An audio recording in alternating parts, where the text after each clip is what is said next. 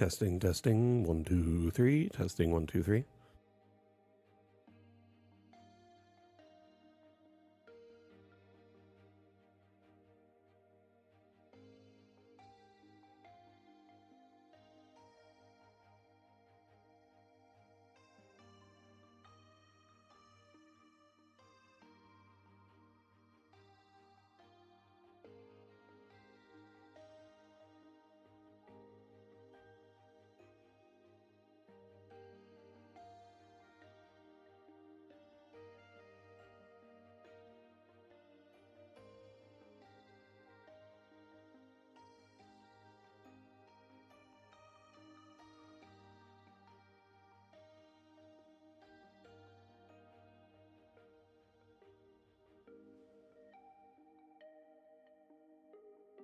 Mic check, 1, 2, 3. Mic check.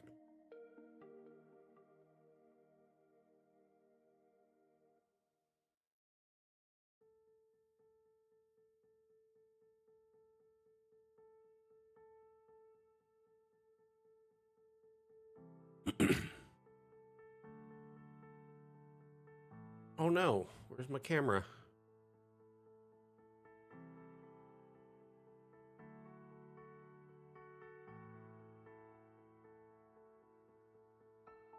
Oh. What's going on? Hold on, stand by. I think my camera got an update and it is borked.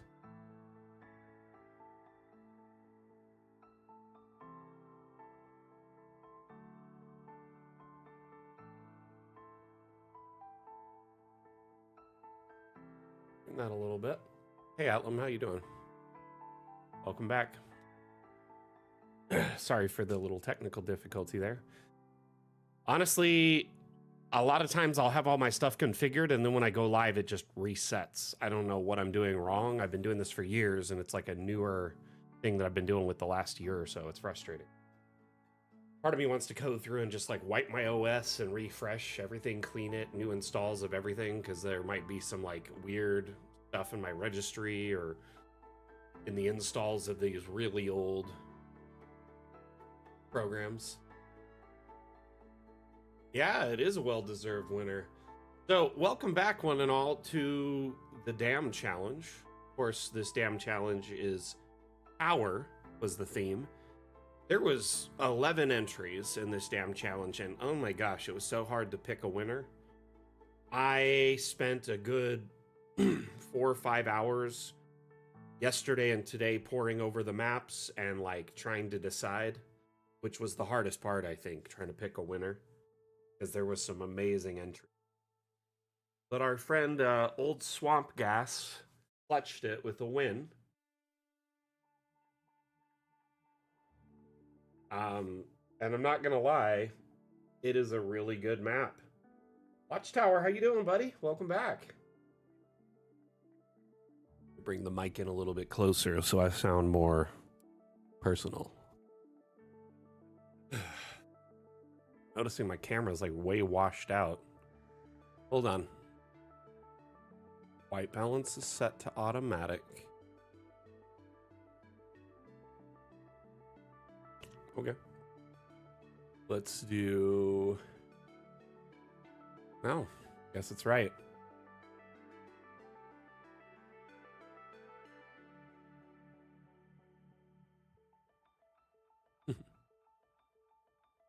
One moment, stand by.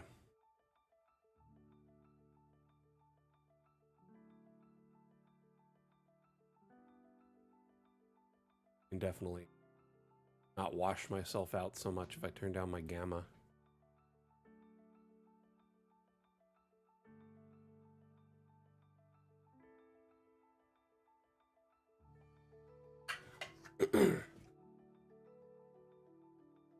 Mrs. brought me a water refill.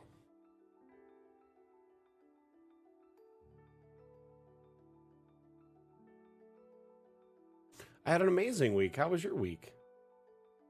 You're watching on mute because you're at work, but you're the winner.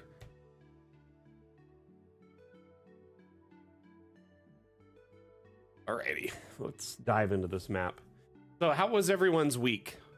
Let's talk about it. Tell me how your week's been, what you've been up to, and I'm going to be refreshing the TikTok and Steam streams to see if I can get the chat feeds up because they weren't up a moment ago. Oh, okay, I got Mavalik here. Are you still here, Mavalik?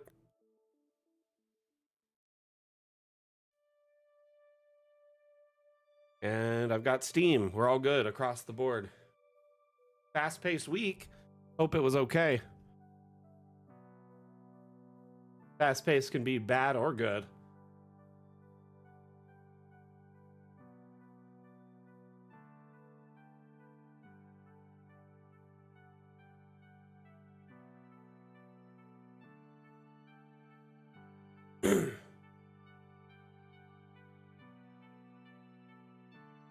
New car and new phone in the same day. I mean, you didn't want them, but it's not a bad thing to have new, right?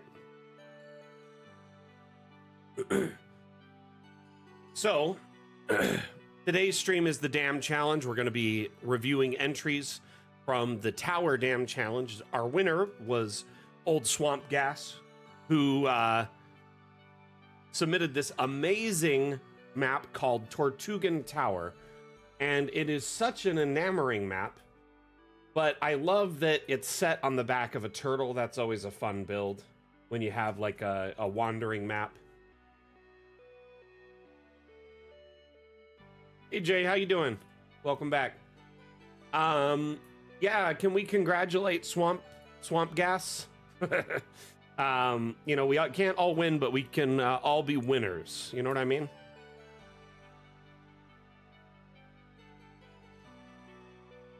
But if you look at this map, it is 14 levels of absolute beauty from top to bottom. My favorite thing was this detailed work of all the rope, which wouldn't have been possible prior to this last update. Look at this. It looks so cool from all angles.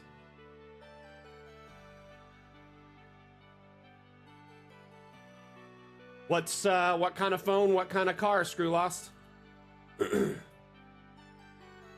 It would have been a wise bet. Yeah, the ropes really sold me on this. There's ropes down here, like it's held on to the turtle, like with lashings. And then there's these like, I'm assuming I'm assuming cages to capture like lobster or fish or anything. They put bait in it and capture it as they go. Could also just be cages for drowning people. I don't know. Looks pretty brutal. Kias aren't bad. You know what? I have a Kia. The only downside of my Kia in the like 10 plus years I've got it is in the last 2 years, 3 years, where that trend rolled out where people started stealing them. Okay, prior to that, my Kia was amazing. It had been a really reliable car. It'd driven me all over the United States, gotten great gas mileage. I paid it off. I love that car. Still drive it. Jordan, this map, among all the maps we'll be showcasing today, are available on the Steam Workshop for anyone who owns a copy of Dungeon Alchemist. So this contest we host every 2 weeks called the Dam Challenge. We challenge our community to follow a theme and make a map. The last theme was Tower, so there's a bunch of new Tower maps that were all shared on the Steam Workshop. If you go to the Steam Workshop tab within Dungeon Alchemist and hit Browse Maps, you can sort by most recent. Now, keep in mind there's over 12,300 maps. People are sharing maps every day. But all the maps from this challenge were shared on Steam Workshop as well as in our Discord. So yeah, you can download them on a whim. It's actually a big perk of Dungeon Alchemist that you get access to the Steam Workshop repository of maps and assets. There's over 12,000 maps and over 10,000 assets. So stock, there's like 6,500 assets, and then our community is essentially almost tripled that by adding another 10,000.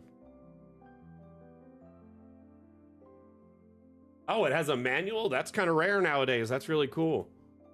Really cool, Screw Lost. I mean, I never know, Anani, with campaigns nowadays. Like, I've heard a lot of things from DMs. The DMs usually are like tend to be cruel to their players, I've noticed. Like, a lot of you love to torture your players. So like, I have learned from the masters, I guess I could say. It is quite the barnacle, right? Romero. Hey Polaris, how you doing? It's revenge for their antics. I mean, if there's corpses dragging behind it, then the turtle won't get attacked by sharks, right? Or other sea beasts.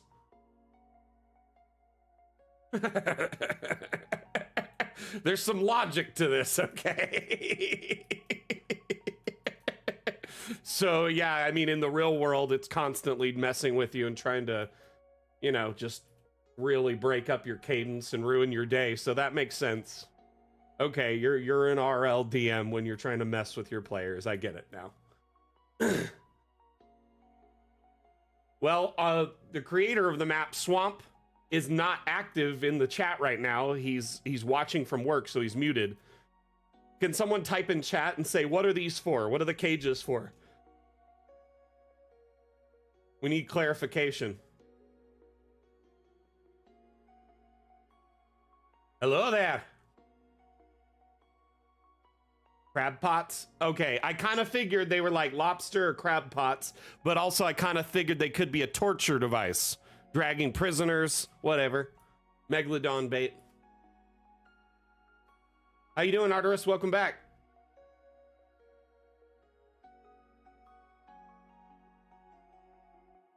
I like these, like mats. Tatami mats. Those are probably from the workshop.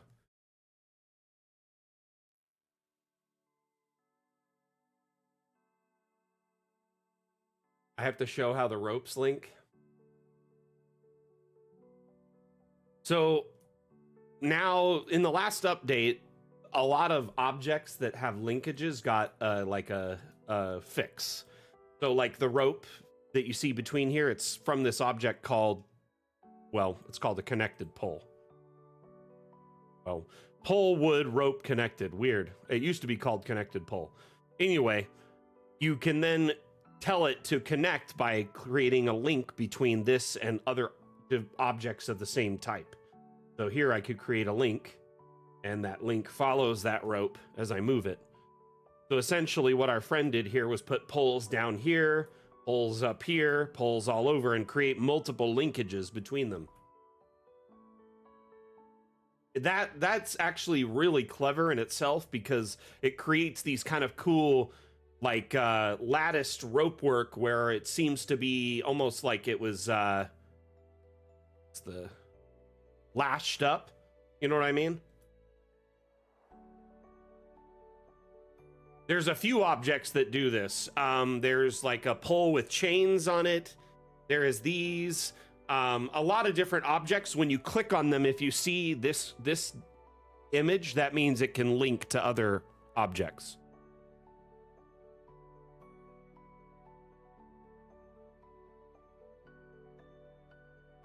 My only feedback on this map is I wish there was more sea. Like, I kind of wish the area was expanded. That is my only complaint, and it would have just made it that much more photogenic for shots for today's like social media posts. And that's just a complaint as a social media manager, nothing to do with gameplay. So otherwise, it's a really beautiful map. It would export to Foundry, my man. Krulos, first off, our exports have supported animated maps for Foundry for like 2 years now. When you export a map for Foundry, right, just change it from image to video. And there's several different types. But keep in mind, Foundry has file size limits and resolution limits. So you need to keep that in mind when you're exporting. Usually when you do a video export, I try to keep it as a WebM, low quality, and I always export at 72 DPI, so it keeps the resolution as small as possible.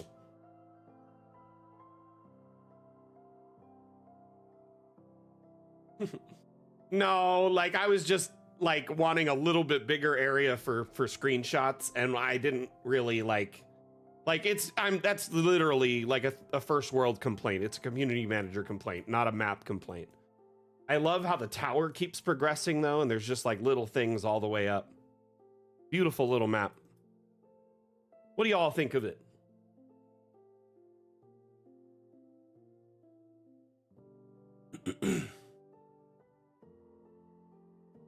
I'll be honest with you, I may have to start setting limits on like maps for the dam challenge for like levels, because my computer's starting to hit its like ceiling with some of these maps. Some of them it took me like an hour to get them to load the first time because it would just keep crashing when I was downloading assets or like trying to open the map that was like 20 stories tall. It is a cool map. Not pointing fingers at anyone. But I probably just need a better computer to run some of these crazy new maps y'all are throwing at me.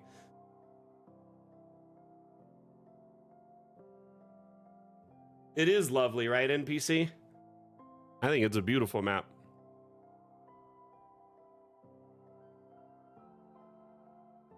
Kind of look at all the various levels here. So you have like a watchtower at the top with the turtle hanging out. Eagle on his head. And you can get up there from a ladder. Go down another level here. Couple hammocks for those that are on watch, I'd imagine. Switching shifts.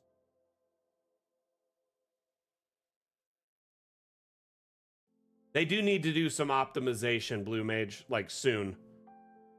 I would love for the devs to like start using multiple cores. Because right now, Dungeon Alchemist only uses a single core of your processor. Like, I think that would be a huge boost, a huge improvement.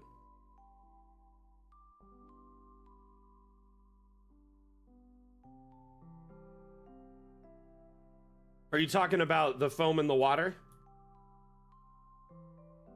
It would definitely help, Random Ladybird, because I feel like Dungeon Alchemist for some users is you're bottlenecked because of that. You could have a really powerful computer, but it's kind of bottlenecked as a result of that, you know? So these down here, the waveforms that you're looking at, right? These are images. And they were just put on top of the water. Which, by the way, the water is typically animated, and then you got the animated turtle, and it really gives the effect that it's creating a wake.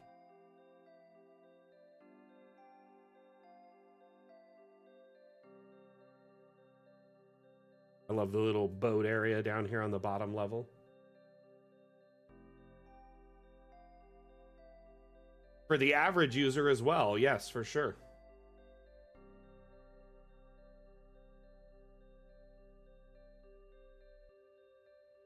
I love the little gardens, you know, the horticulture up here at the upper levels.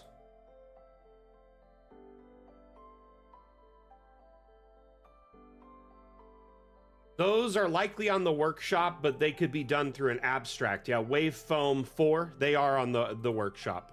They're called Wave Foam. No space.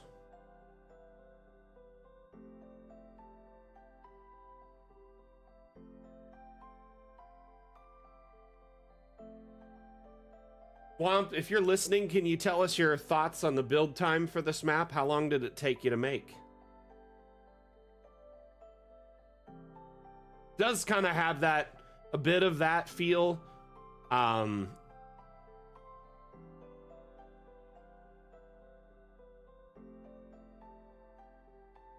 nice. 9 hours for this? That's impressive, man, especially for the rope work.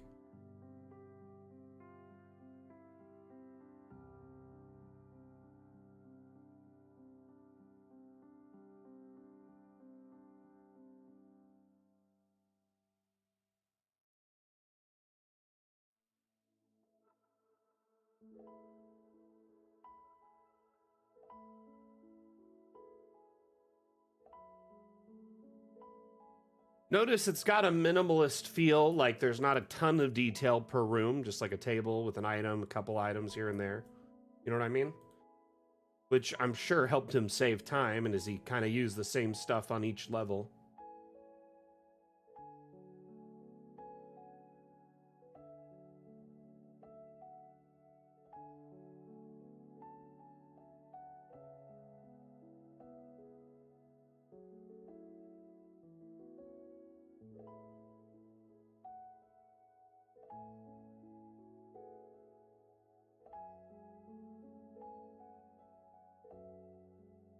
Hey, Jay. Hey, I'm anytime. I'm glad. I love when y'all share maps. I love that I can see them and, react to them and also like repost them when they're on other social media. Like if I find a map on any social platform, I'll repost it. If it's in our Discord, I tend to try and like them or react, and chat with them. Some days I'm busier than others and I don't get time to respond to every map shared. But you know what I mean.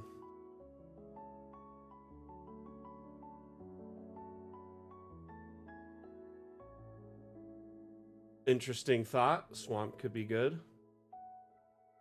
Speaking of which, we actually have 10 more maps to go over, and we're going to have to go through those really quick. But yeah, the random like greenery throughout the map, like trying to get as much, gardening in with the space you have.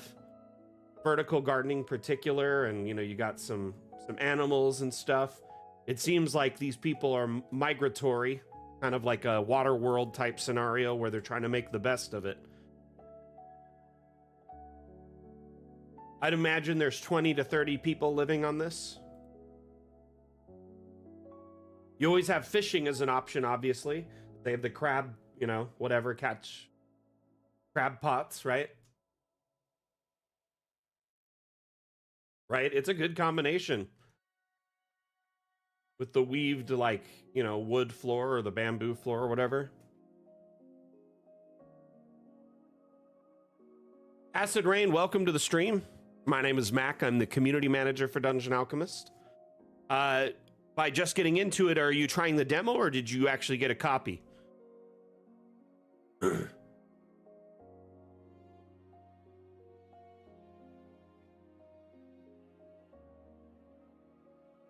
The little turtle legs. Yeah, this is an animated asset that it was likely from the workshop. It's, here was it titled? Turtle Eastern Painted Animated, and they just scaled it up. By disabling collisions, you can make objects far smaller or larger than you would expect. Well, welcome to the DAM fam, as we like to say. When you save a map in Dungeon Alchemist, it's saved as a .dam file, which is our proprietary file format. It stands for Dungeon Alchemist Map. So we kind of lean into that, have some fun. Today's stream is called the DAM Challenge. This is the winning map from the Tower Dam Challenge. For the last 2 weeks, our community members have been entering submissions of maps using Tower as their theme and building upon that. Oh, I love this water collection setup here with it going down to like a still in the bar. That is brilliant, Swamp. Really good. Love it. So depending on your location, the pricing may be different, but Dungeon Alchemist is $44.99 US, and that's for a lifetime license. That's a one-time fee that gives you access to all Dungeon Alchemist content that's currently available and future updates until we leave early access and beyond. We started as a Kickstarter, 3-4 years ago, and have developed beyond that. We're evolving our early access to get to the point where we leave it and go full release. We only have 4.5 like stretch goals remaining or major patches for Dungeon Alchemist until we get to that point. So it's been kind of a long journey. It's been really crazy. So depending on your location, Jordan, the price may vary. But yeah, if you want to ask the community who is watching what they thought about it, you might get some input from someone who's not so biased as the community manager. Though I do like to think Dungeon Alchemist's value has grown exponentially with each update. This last update, we offered, multi-level with roofing, and it has just completely changed the game for how you can make maps for your tabletop campaigns.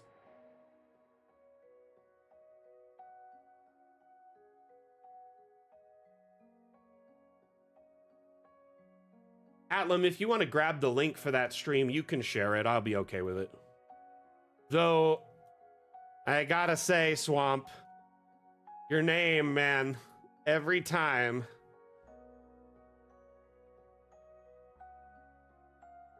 Yeah, we do offer a free demo. You can try before you buy, see if it runs on your computer, so it's not like, you're wasting money or time if it doesn't work for you. Gosh, I love this little area right here.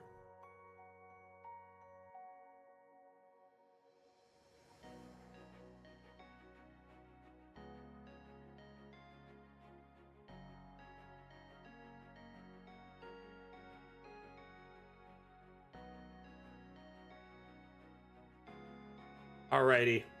This map is amazing, but we got to move on and check out some of the other amazing entries. Congratulations again, Swamp, on your amazing entry. I'll reach out to you before Monday afternoon to give you your prize, which is a $10 Hero Forge gift card. Congrats again.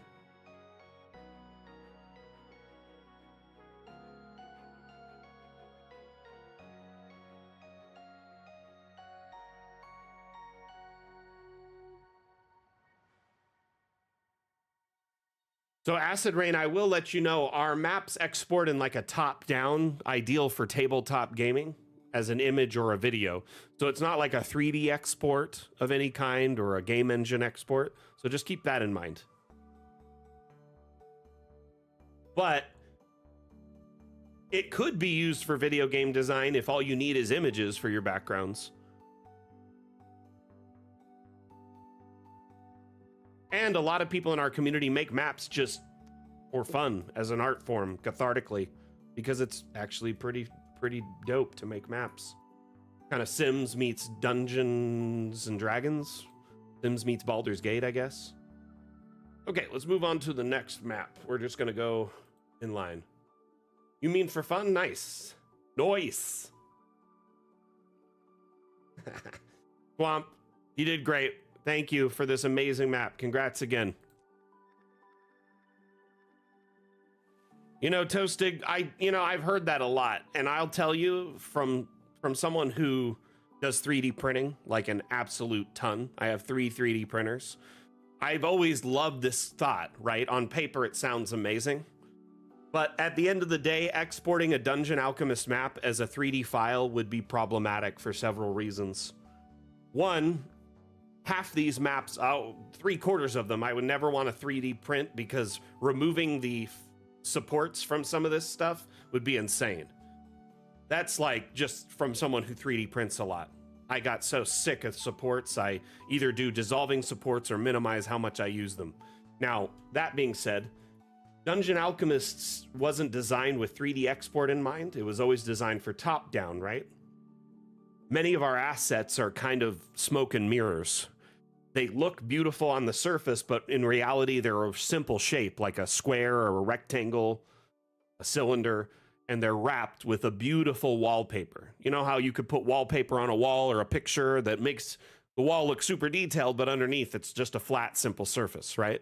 That's how a lot of Dungeon Alchemist assets are.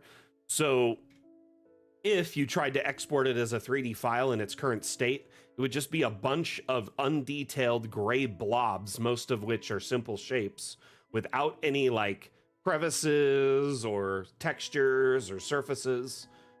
And then there would be no color or any detail or movement or, animation. It's essentially, it just wasn't designed for it. I know it sounds super fun. I think a lot of people want it because they either want to 3D print it or they want to make a game using Dungeon Alchemist as like a base, like a foundation, or they want to maybe put it inside of, say, Tabletop Simulator or another like 3D based, game system, virtual tabletop. Unfortunately, it just wasn't designed with that intention, so we just never really made it to do that. And to do it now, we'd have to gut Dungeon Alchemist from the ground up and redesign it to make it work that way. You know what you need to look into is, what is it called? I think it starts with a realm. There was a program that was we kind of thought they were stealing our homework a little bit, kind of a similar user interface, but they were going to offer 3D printed versions of the maps that were like simplistic and kind of less detailed. And they were perfect for like environments or exteriors. What is it called? Realm something. I can't remember. Shoot. I'll think about it for a second, Toasted. Give me a second.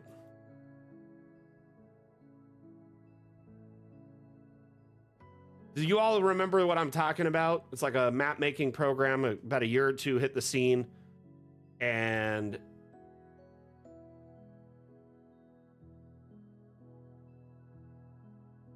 yeah.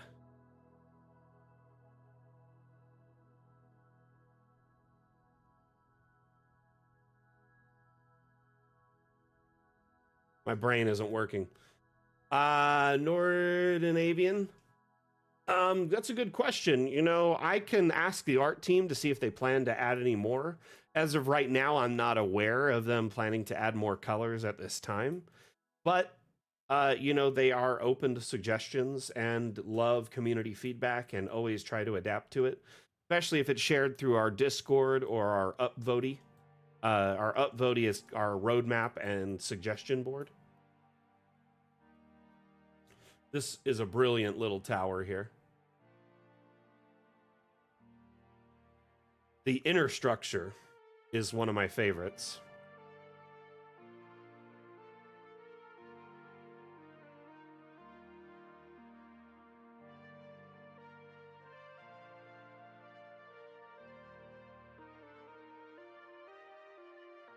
The decorating was well done, for sure. It was like a really well-designed map.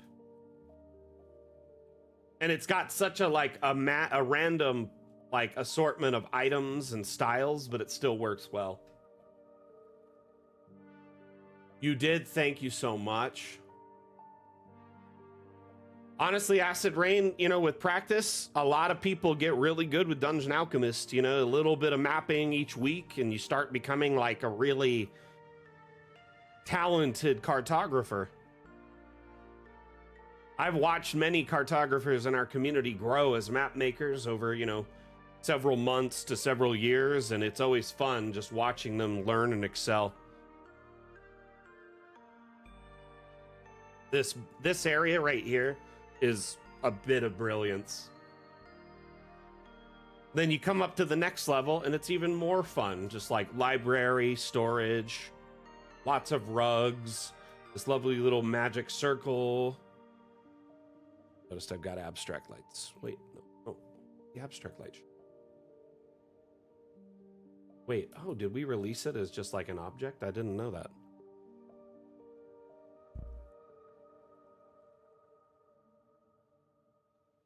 See you later, Screw Lost.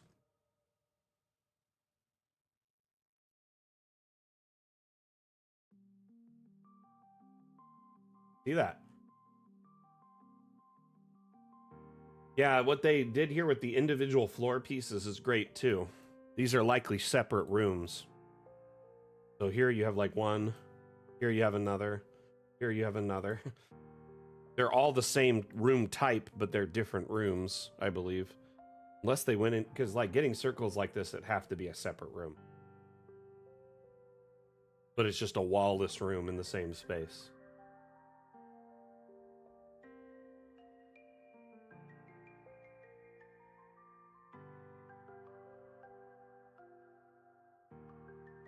That's very cool, Nordinavian. That's awesome. You know, I've heard a few people use Whatabout, as well as also Donjon. Like Donjon Dungeon Generator is a 1-to-1 match with our tracing tool. Really love these vaulted spaces.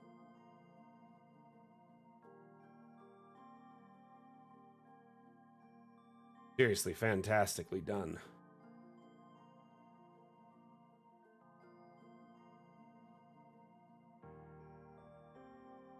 This was definitely a top contender. Come back, Toastic.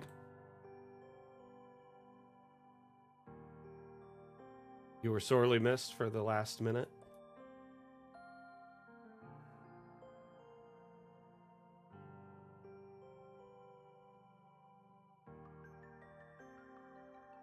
That's a great suggestion, Atlam.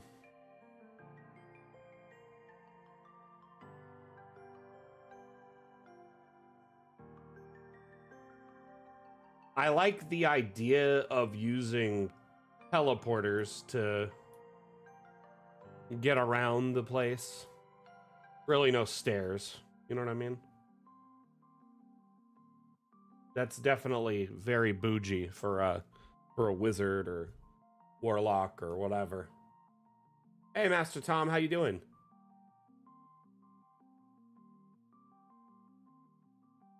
Where we're going, we don't need stairs.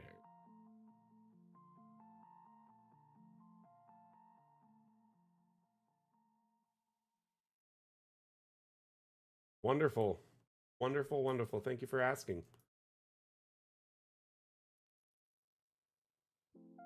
So, Nord, you know you can start your map when you generate a new map as a print, and then you could set it to A4, I believe is one of the options.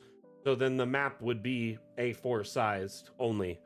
So you can build within it, but keep in mind that's kind of a small area.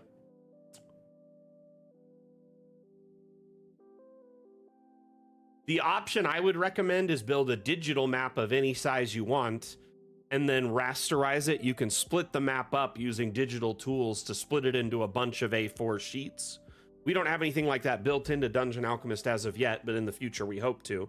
But for now, there's, you know, tools that are free online that you can take an image and split it up into a bunch of A4 sheets or letter sheets or whatever you want.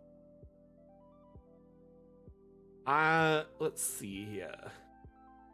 Looks like such a comfortable space.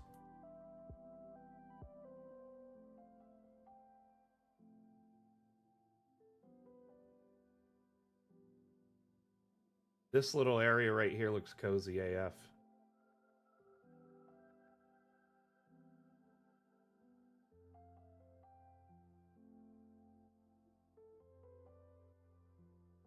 Now I want to like remake my tower.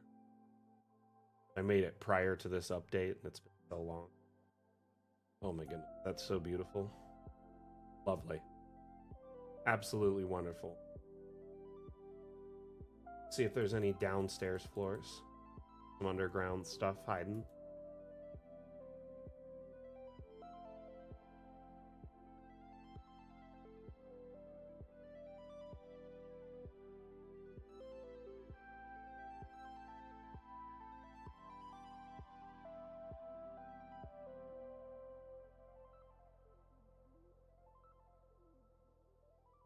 Little bath area is brilliant.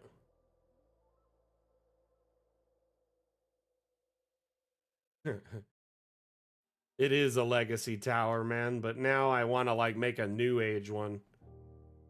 Time.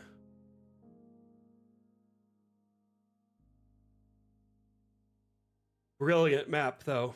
Absolutely wonderful build. I love the like terrace, like this one's a little bit shorter than this one. Love the overall like build structure.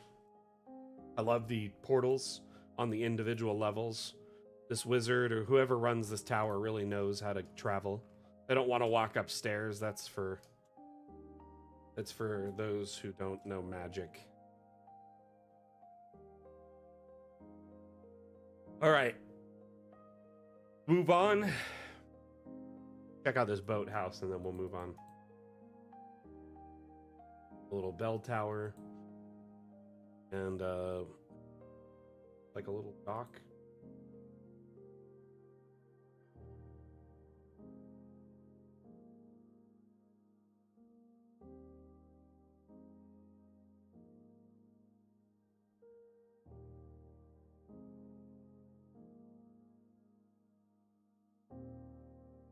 That bath's off-putting. That looks cozy.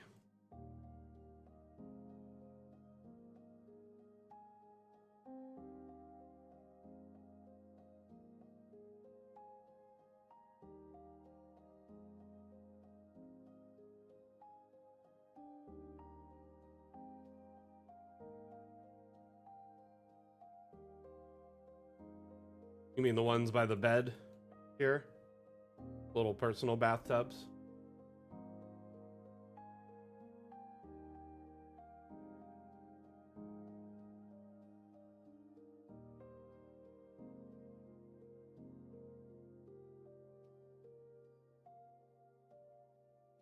I don't know, for a wizard it wouldn't be too hard to heat it up, right? And clean it. So it seems like a nice place to have like a personal bath. There's tons options, Acid Rain. One thing I will kind of warn you on, especially since you're new to our community. My head's floating in the void because I'm wearing a black shirt. Artemisia, is that your name? So yeah, I need to, if I lean back a little bit, you can see the logo on it. Sorry about that. My green screen is doing really well on TikTok today. So one thing I was going to tell you, Acid Rain, is be careful downloading assets from the workshop, because as cool as they are, and there's like 10,000 of them, it'd be great to just add them all to your collection. Some of them are poorly optimized, and that's nothing against the person who uploaded them. Many times a creator will just find an asset online and upload it that might be a Creative Commons asset from like a third-party site. Others will create them from scratch. But some assets, like this one's 2 megabytes, this one's 35. It's drastically larger. There's assets in here that are hundreds of megabytes. So be careful when you go to download them that you make sure, you know, you absolutely need it. And I typically will unsubscribe from assets like once a week just to keep DA running optimized and really clean.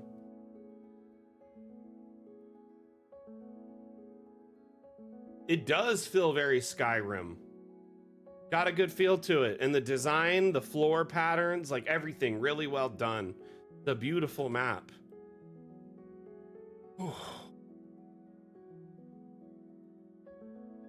Okay, on to Chim's map. I will say I had trouble loading this map for some reason. So I'm hoping it'll be okay now. I don't know why I was having trouble opening it earlier. Oh, opened right up. Okay. Never mind. It must have just been a fluke.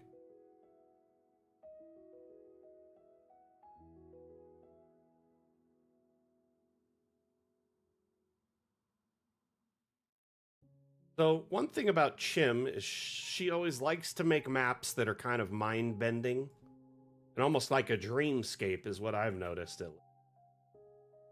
from my perspective.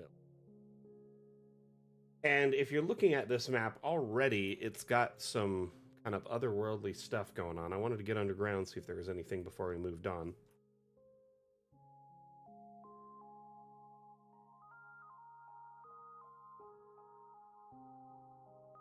Interesting. Broken mirrors around the bed. That's not terrifying at all.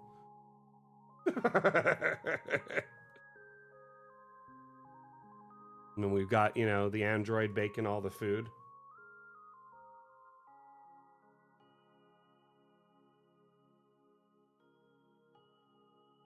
Yeah, Chim likes to make maps that mess with your head for sure.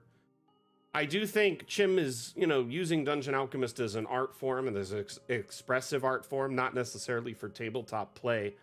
And so you end up getting maps like these that would definitely, you know, feel like you're either like in the Feywild or in some kind of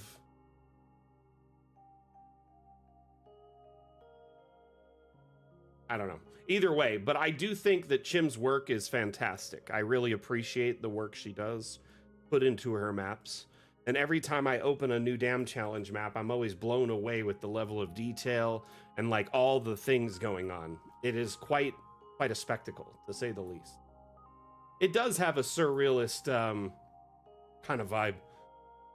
Makes me feel like I'm in a dreamscape, though, for sure.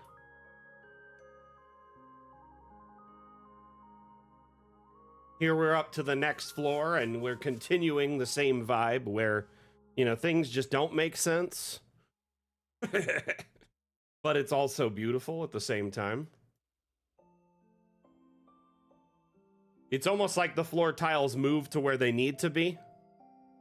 Maybe the wizard kind of like, I want to go over here, and just steps on the tiles and they appear in front of them or whatever. Sorcerer.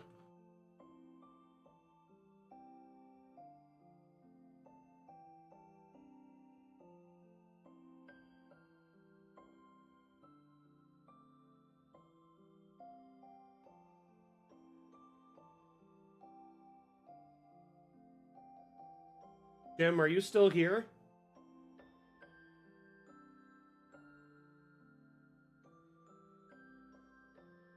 I see them, but I don't know if they're like lurking or actively participating.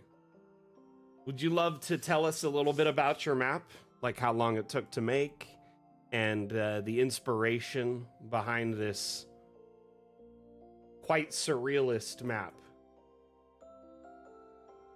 Absolutely love that the guards around this are like weapon holders, the banisters. Yeah, it does remind me of old D&D art.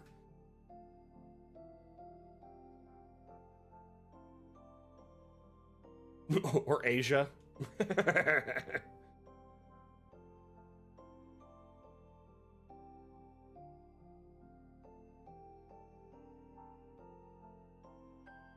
Whoa.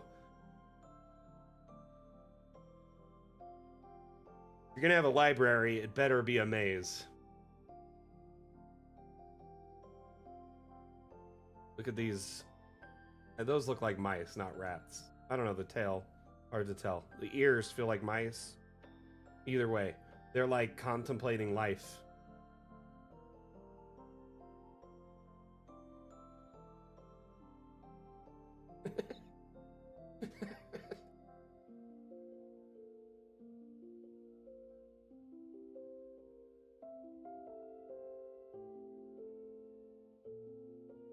Haven't you heard of the Dewey Decimal System?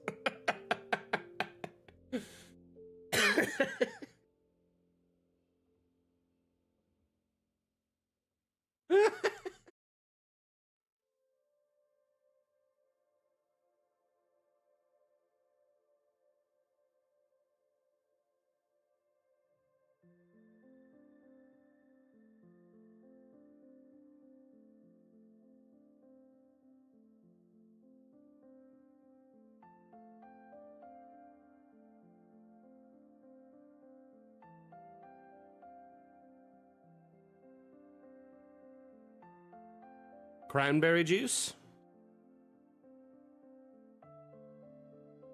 Well, it's cran raspberry, actually.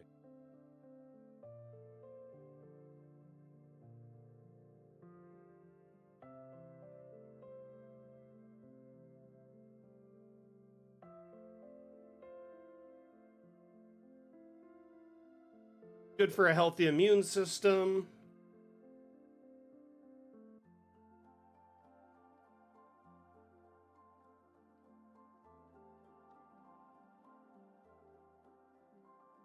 Good antioxidant. You know what I mean?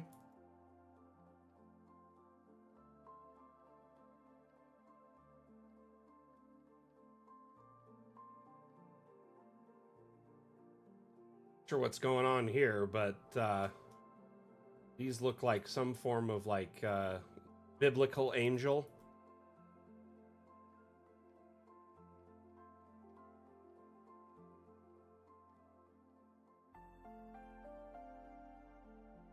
The beacon, maybe a temple.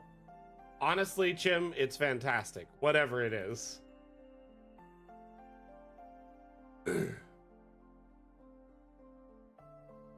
Oh, that's a bummer, my friend.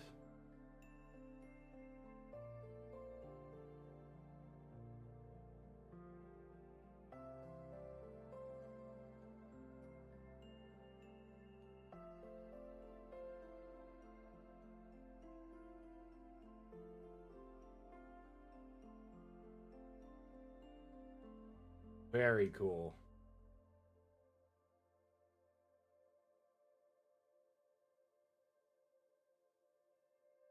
Yeah, that. You know, without getting too into it, you know what I mean? It does help with that. And for an airship, it looks, yeah, like a big landing station for an airship.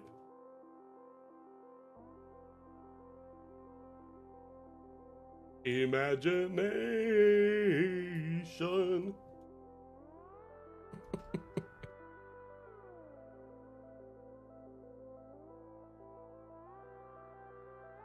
Fantastic. I love the hummingbirds.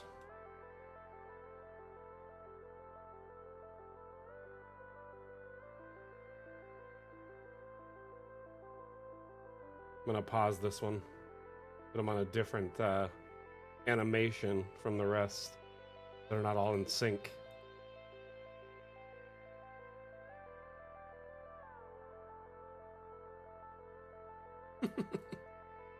So hummingbirds like frequent my house quite a bit because we have several like hummingbird vine type plants and a tree that has like a lot of flowers on it, and they love it. They love it. So various animated objects, if you click on them, right, and they have this symbol instead of just a play symbol, it's like a fast forward symbol. That means it has multiple animated states, so you can click it to shift between them.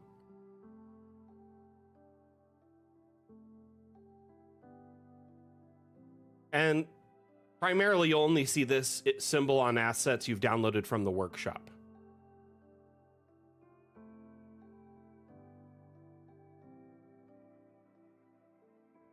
That's the benefit of these streams, Acid Rain. You learn a lot in a short amount of time. Think of it like a class or a course, and I'm Professor Mac, the Dungeon Alchemist, and I'm here to teach you everything you want to know about this program. The stream is hosted in AMA format, which means ask me anything, so you can ask questions, and I'll do my best to address them in real time. Keep in mind, we're multi-streaming right now across like 6 different platforms. So on occasion, it may take me a moment to answer all questions.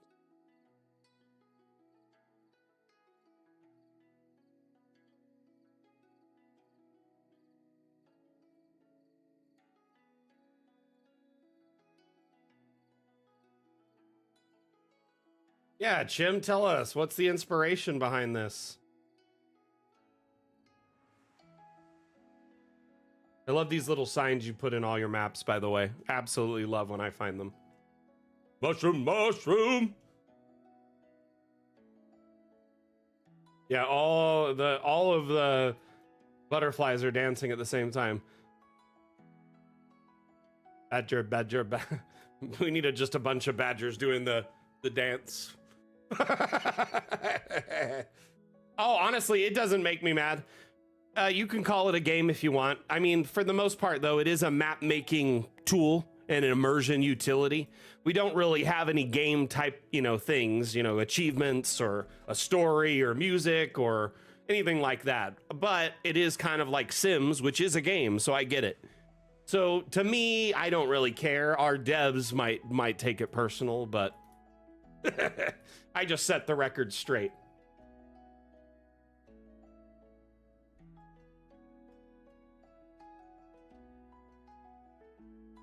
Oh, by the way, Chim, one of your frogs wasn't public, and I had to set it to public for you. I learned I could do that today, by the way. Didn't know that. I can set your objects that you have published to the workshop as an admin to be public or hidden, or I can delete them.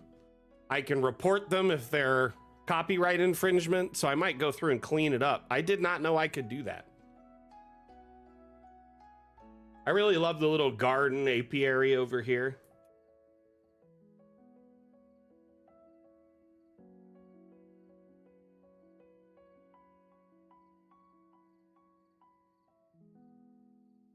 Nice, Chim.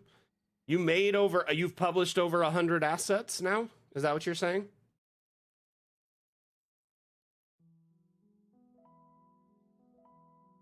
So this mood lamp, when you put this on your map, it changes color based on the amount of maps and assets you've shared on the workshop.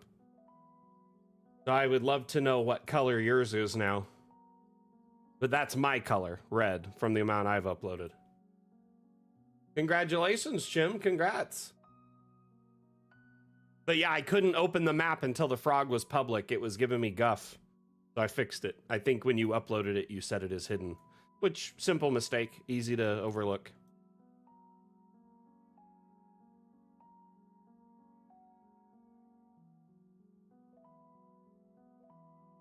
Honestly, I love this. It's beautiful. You did a great job, Chim.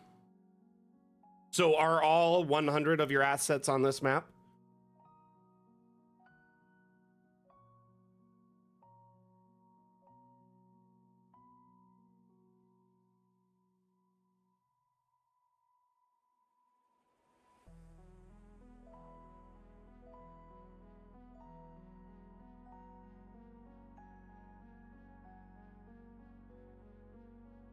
nice.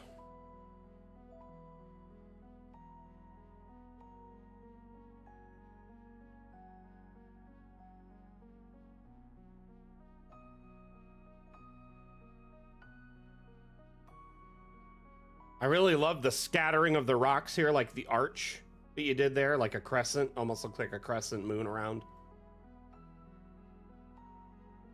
By the way, Acid Rain, if you search Dam Challenge, you'll find all the maps from the past Dam Challenges. But if you sort by most recent, you'll see all the most recent entries, which are towers.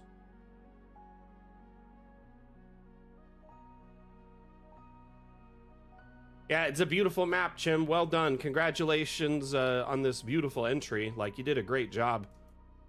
Like I said, it was really hard for me to pick a winner this week because there were so many good entries. I spent hours and hours poring over it. I had to ask Mrs. Mac for some insight because usually I judge by myself, or I'll ask one of the devs to help me out.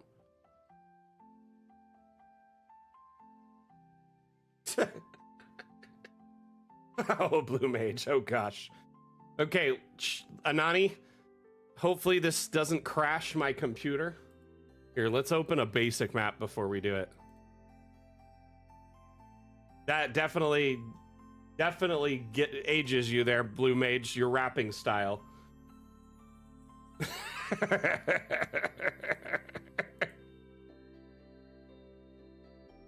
I'm Dungeon Master Mac, and I'm here to say I'm gonna build a map in a really cool way, showing off maps for my dungeon fam. Gonna show you how it's done, and I don't give a damn. That's the exact way it was probably meant to be said. Vanilla ice. Fresh.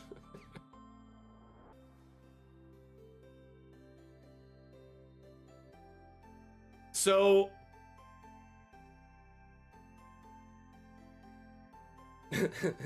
I'm more like Pitbull.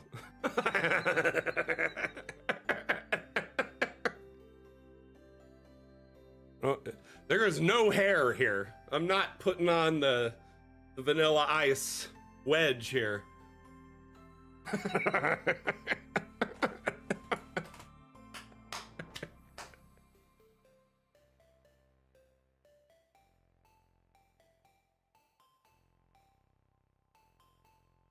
There is nothing in the world that can stop a confident, secure in himself bald man.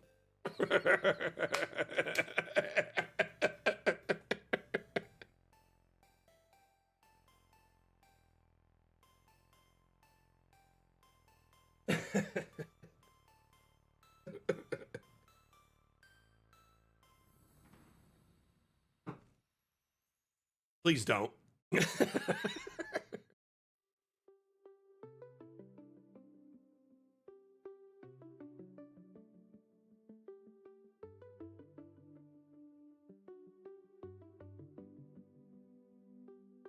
Let me show you why Anani's map makes my computer crawl.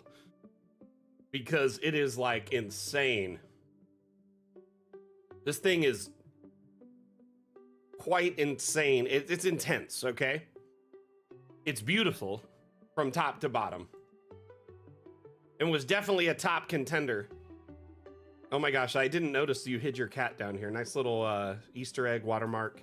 Beautiful.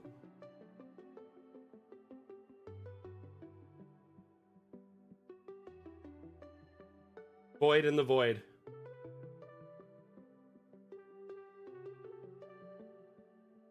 I always love how you have adventures like teeing up to go into your maps. It's always like, I don't know, it's immersive. Let's just say that.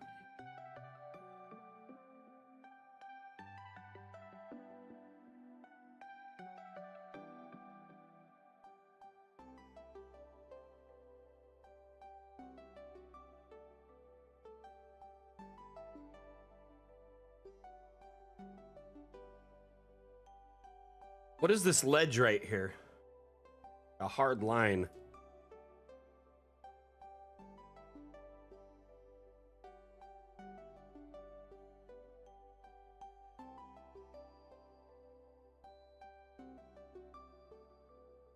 Very Very cool. By the way, this tower would look so good in Chult. Just gonna say.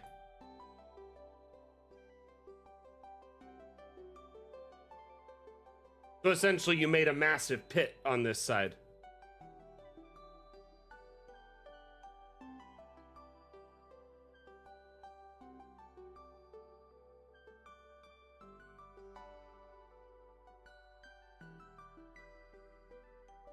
Yeah, this would be an amazing TOA encounter, and it could fit any number of places in Chult. You could just homebrew it in as some other tower, or make it at one of the dozens of towers in Chult to begin with, right?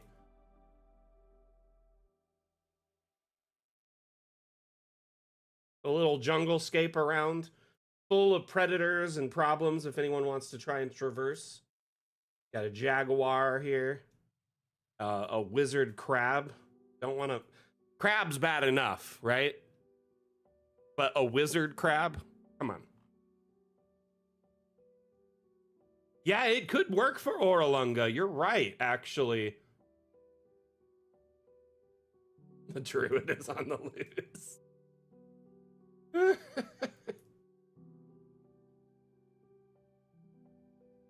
So let's zoom back and get kind of a scope of this thing as we go up levels. I'm just gonna warn y'all because this map has crashed my computer at least a half dozen times.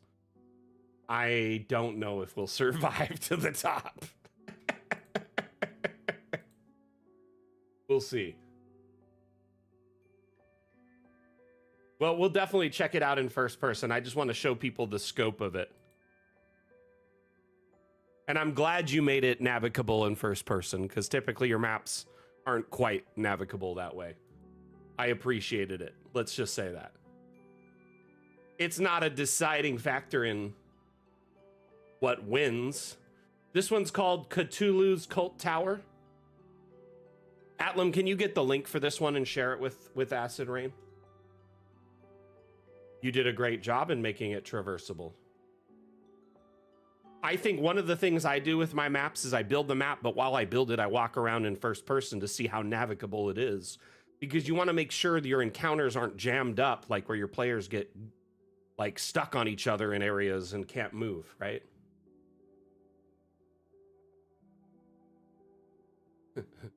Cancer school, Blue Mage. Cancer beats all magic, sadly. That sounds awful. Keep in mind, we're talking about crabs, not actual cancer.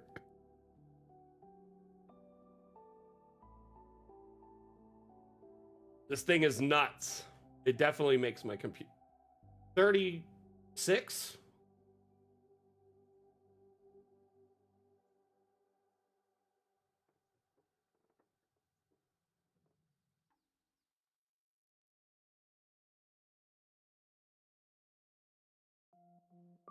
It's insane, right? You understand why it was so hard for me to pick a winner. Like, there were some amazing maps this damn challenge. If y'all try to load this map, let me just give you a pro tip. There's a bug in Dungeon Alchemist that the devs are trying to suss out and fix. By the way, our lead dev is back from vacation, and his two priorities, one of them is releasing the stairs. He came to me and said, hey, figure out what exactly all the community has said about stairs and let me know in the next 24 hours. So I compiled all the notes I had, shared it with him in like a little, summary. And he's working on making the stairs better again because he heard y'all's feedback on the new stairs and how you missed the old stairs. There's some work happening in the background on that. The other thing is he's trying to fix this bug that when you load DA, it loads very slow and runs very slow until you go into the menu and hit settings and exit. Now this map, it won't change much because it's 36 floors, but most maps, when you do this, you'll notice a drastic lighting shift and the map, your frame rate bumps up. If you were at like 10 to 20 frames, you go up to 60. So if you're noticing a reduction in frames, just whenever you open a map, go into settings and then exit settings. You can do that by going file settings or escape settings and then escape again. But yeah, 36 floors is gonna make my computer crawl no matter what I do because, oh goodness. Could you imagine your players going through this?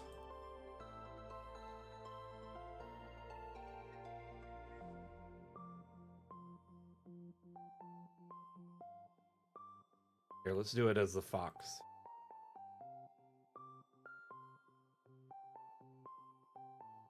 Be ready for frame drops and maybe crashes.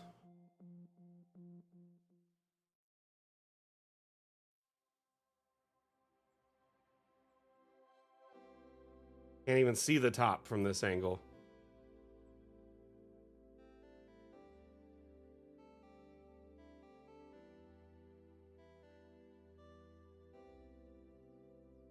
I want to get inside. Hopefully it'll help the frame rate.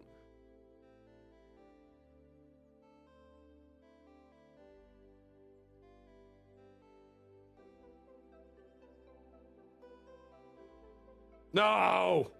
Fell in with the fish.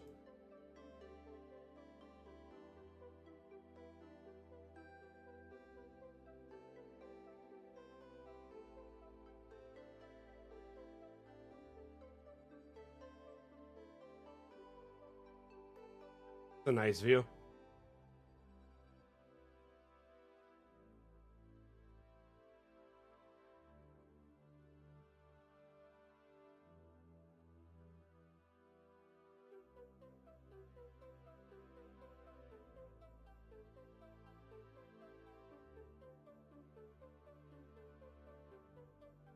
I like the fish statues with their mouths just lots of water. Yeah, there's lots of stairs, bruh. My token is starting to breathe heavy from all the stairs. Oh no! No! I just fell.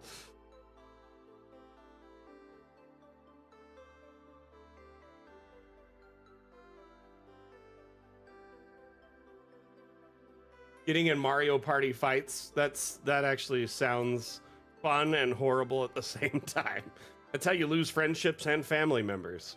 Mario Party and Mario Kart.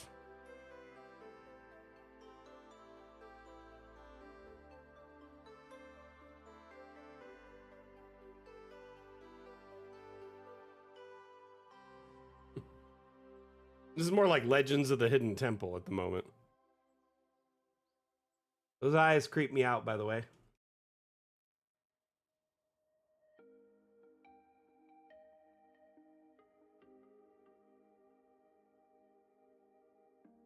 Don't fall again. My frame rate keeps crashing and then I'll fall. Oh, bike ball got me.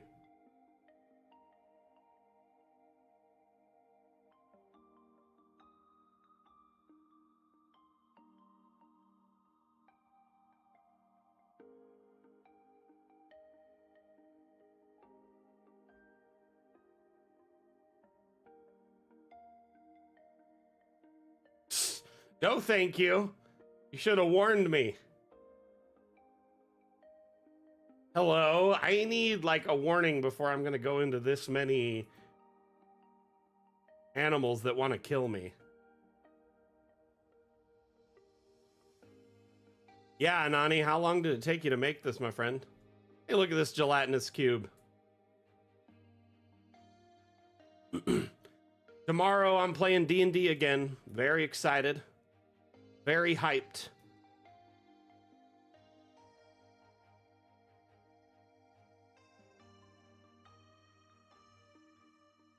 And we're in the middle of we're fighting like a cultist, and he was concentrating on keeping some sort of ooze slime creature in a force cube or a wall of force. And I made him fail on his concentration check, and he like visibly was upset and screamed no when that happened. So, and then a slime started coming up from the floor. I think it's a gray ooze is what I'm thinking, because we've been experiencing tons of constructs.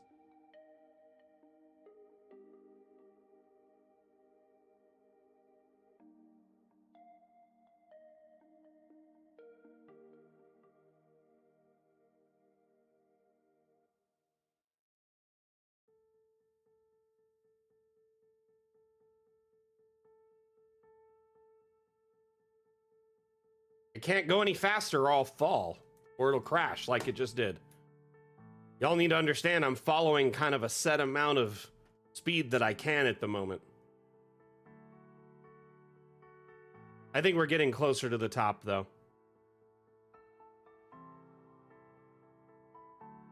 Loopy. Ah! No, thank you. No, thank you. Okay, back inside the tower. Going back up. You're just training me to not open the doors, Anani.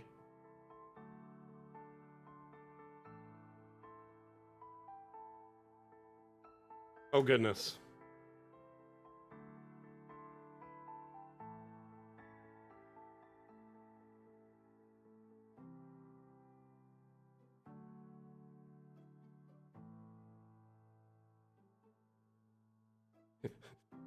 You want to give your players 5 levels of exhaustion? Use this one trick.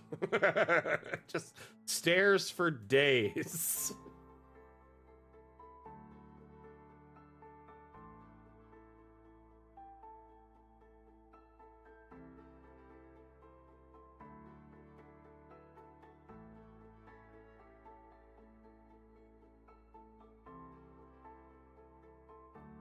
You've been climbing now for what seems like days, and you've run out of food and water.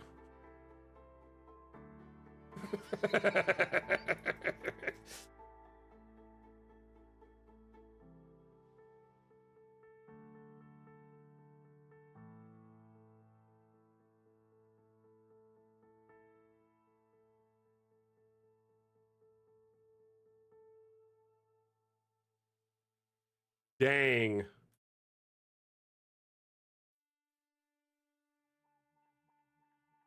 That's the top up there, right?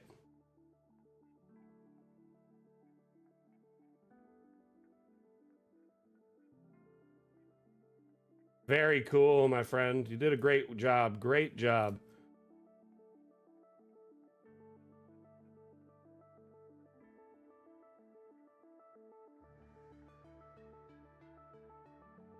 All right, we got to move on to the next map. But this was a beautiful, well-designed map, Anani. You've definitely begun to hone your craft, my friend. Keep up the good work. Can't wait to see what other maps you make in the future. Oh, no, not at all. It wasn't bad. This one was made by Rev Toy Wizard.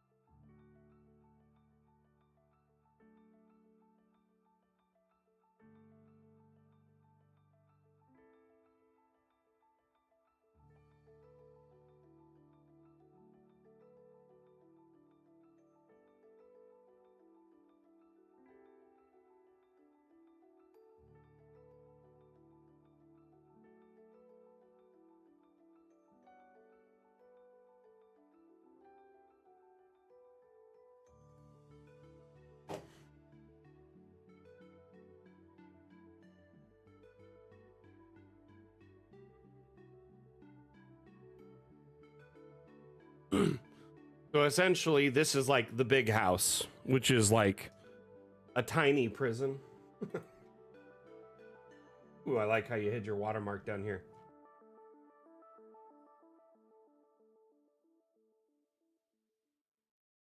And by that, I mean a prison shrunken down from normal size, but made tiny.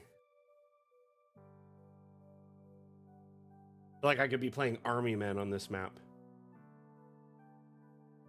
You know, that old video game?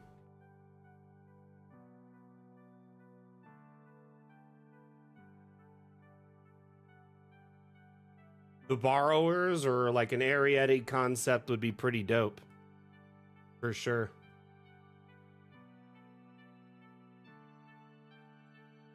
Acid Rain, what's got you confused? Let me help you out.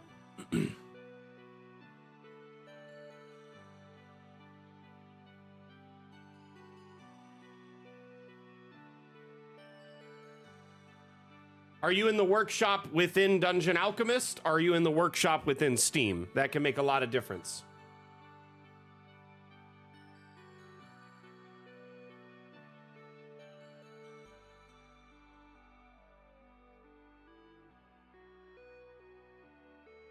If you're in the workshop within Dungeon Alchemist, you simply select the map, hit subscribe and download, and it'll prompt you to download any additional assets, and then it'll open. If it's a big map, it may take a few minutes. If you're opening it from the workshop, once you subscribe, you have to come back into Dungeon Alchemist and hit open subscribed map and then find it and open it.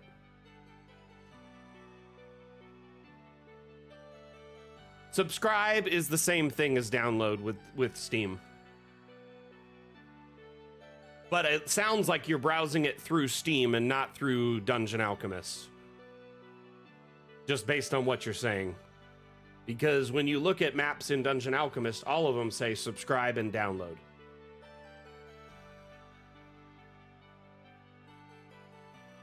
All of them will show the size and say subscribe and download when you open them up. So are you browsing through Dungeon Alchemist or through Steam? So basically we have this tiny little tower, which is actually a regular sized tower. And then the couch and everything else has been scaled up to make it seem like maybe a giant scale. I don't think there's any maps that are too big on the workshop. I don't think there's a limitation so much.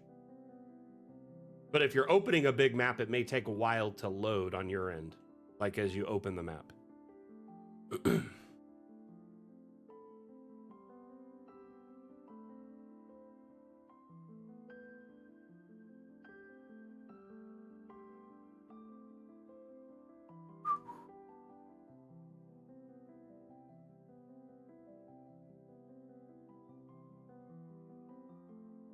Okay.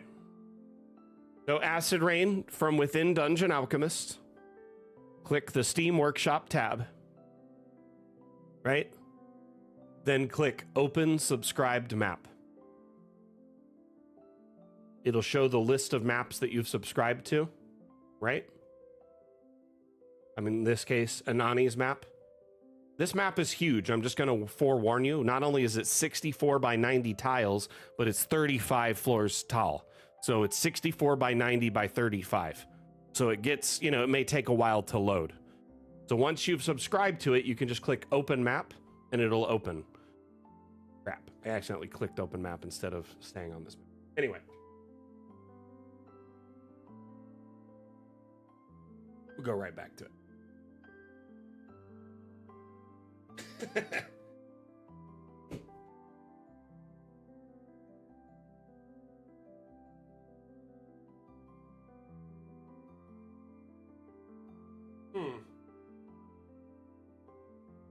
What's your resolution you're running Dungeon Alchemist? Go to File and Settings. No, we can figure it out really quick. Go to File, Settings, and then just let me know what your resolution and your UI scale is set to. Might sneeze. Oh, excuse me.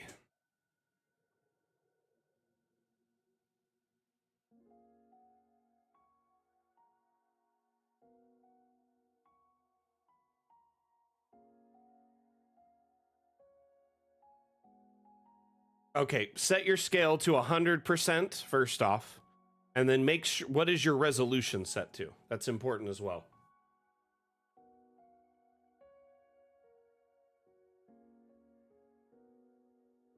Yeah, your UI scale was set too high and the button was disappearing. UI scale is more meant for like particular use on individual monitors. No worries.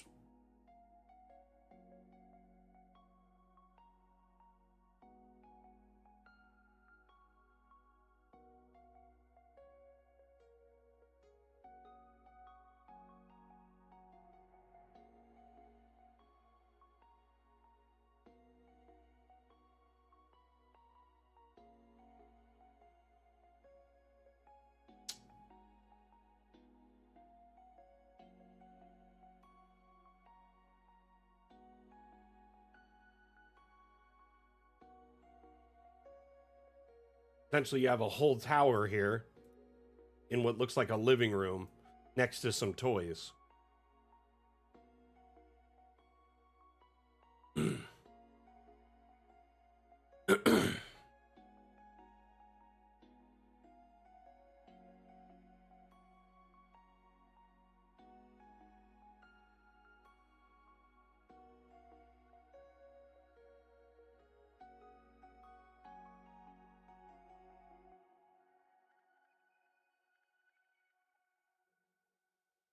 Oh yeah, Eliza is super creepy. I don't like her at all.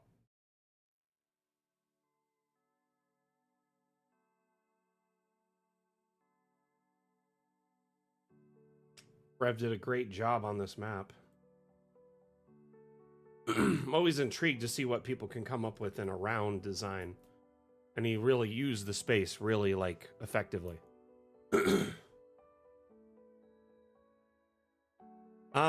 I think it has something to do with something the devs like did in their own Pathfinder campaign.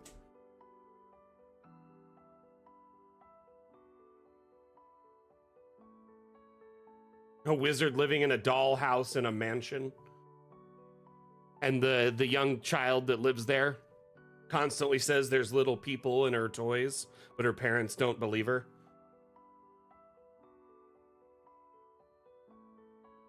So the wizard's just using Reduce to act like a borrower and hide out, like Ant-Man style.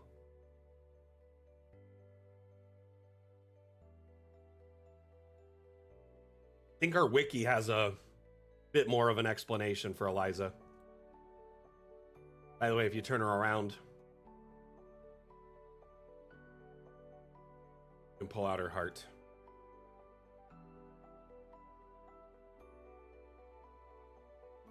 Okay, on to the next map. Lalandra.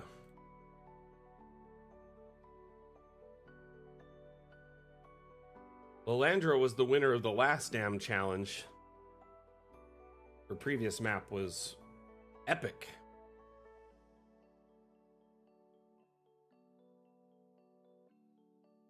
How are you doing today, Lalandra?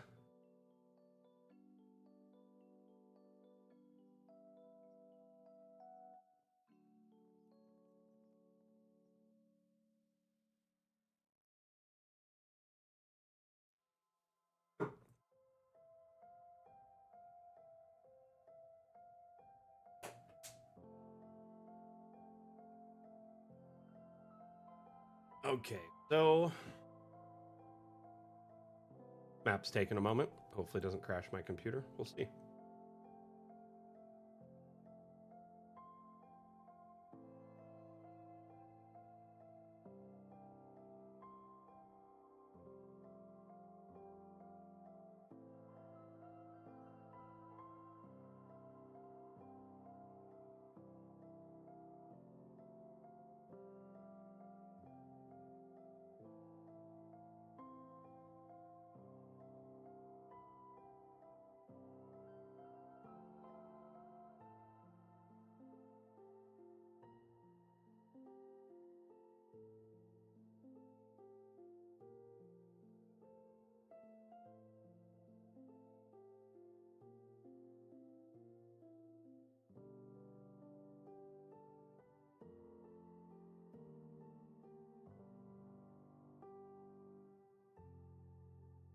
Sprained your ankle? I'm sorry to hear that, Lalandra. That's a bunch of farts.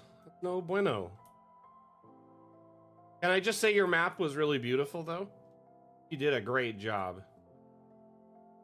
So hopefully that makes you feel even the slightest bit better.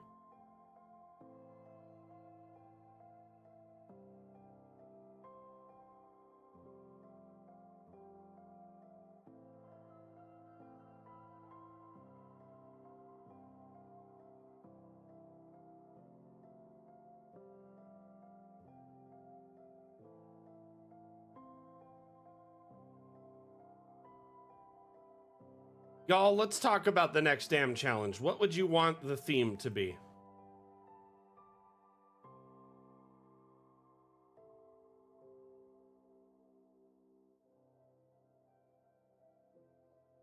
castle. So we've got swamp and castle are a couple of themes so far. Anyone else have any suggestions? Nightmare. Asmodeus hasn't said a word, pops up to say suggestion for the theme. Love it. Yeah, we have done Nightmare and Hellscape before.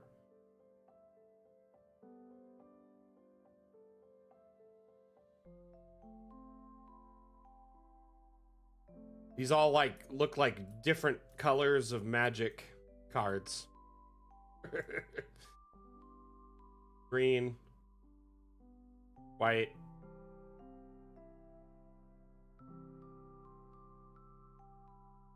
You gotta build it on top of the first castle. Use them as piles. So you just sink the first castle to use as piles for the second castle. Garden could be good. Simple.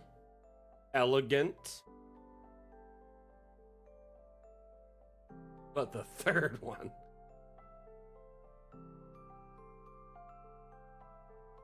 What is that reference from? I feel like I know what you're talking about. It's like on the tip of my tongue.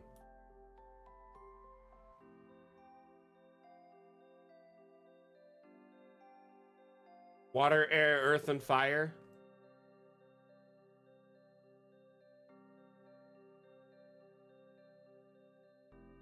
Till the Fire Nation attacked.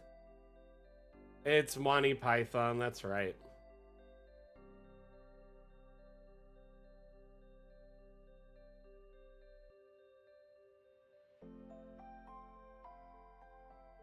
Long ago, the four nations lived in until the Fire Nation attacked.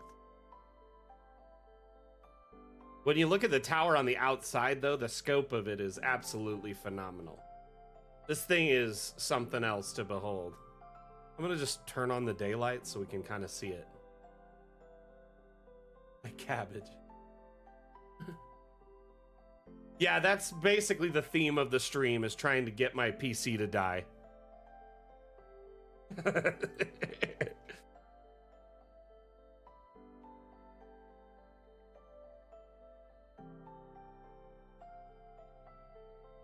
Space.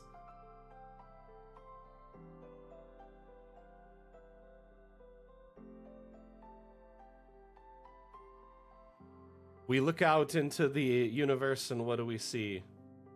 Spheres orbiting spheres.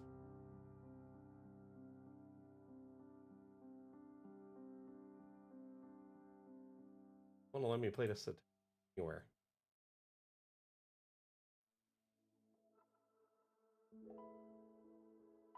I broke the game. Yeah, I could see why it might struggle.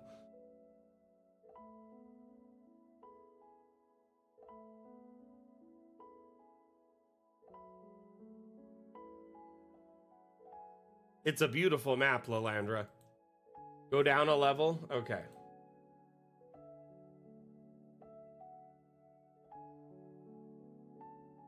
Well, let me see where.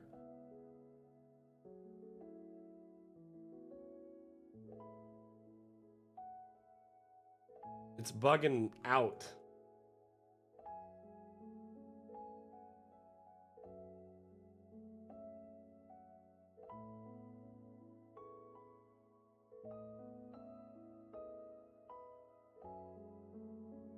Weird.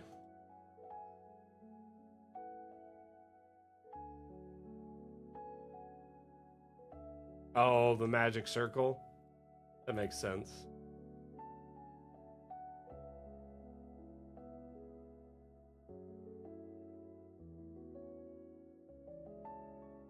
Weird, I can't jump. Huh.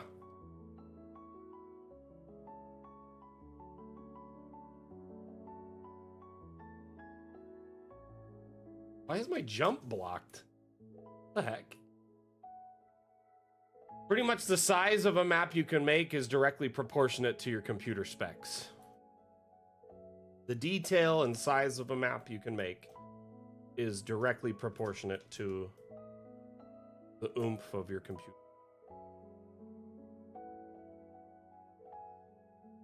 But the ceilings here are gone. It's vaulted. Like here, it's definitely vaulted, so I don't know why it's doing it on the upper floor. Yeah, the magic circle must have an insane collision boundary. That's a great, great point there, Anani.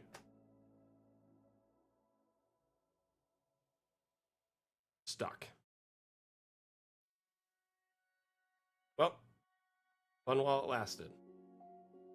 Still, Lilandra, beautiful map. Thank you for building it. Thank you for sharing it. Absolutely fantastic. We're going to move on to the next map. This one was really cool. Simple, but elegant.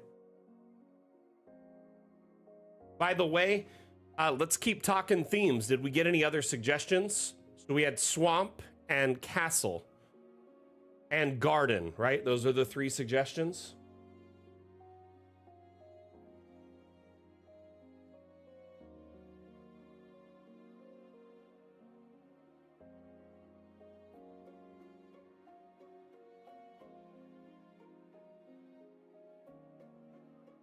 Nightmare we've done before. In fact, I feel like we did it recently, so.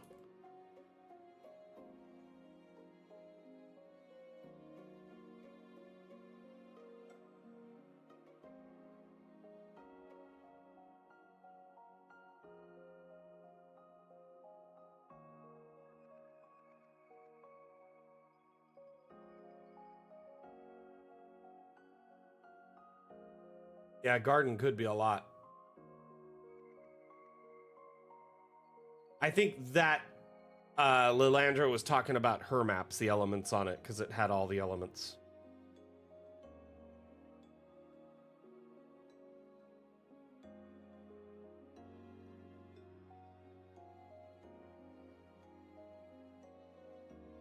Does have that Baldur's Gate vibe, doesn't it?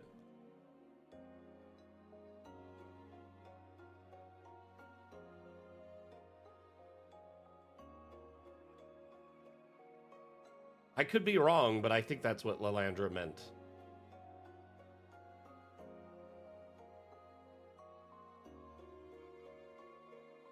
Oh. Oh.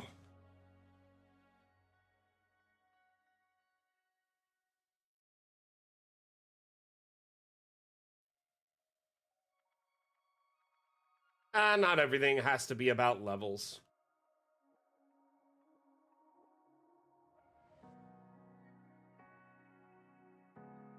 Though I can't help but wonder why there's a garden with a safe in it.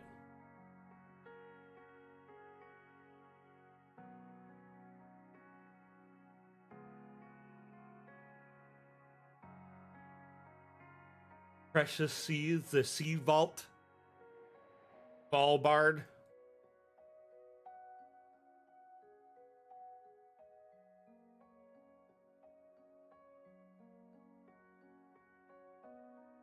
Like the cabbages at all costs.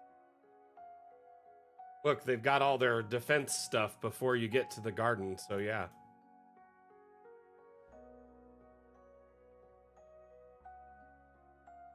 I like garden as well. It's kind of what I'm leaning towards. Gives you a lot of option as a creator. I think that's why we're leaning towards this garden. I'm gonna just change it.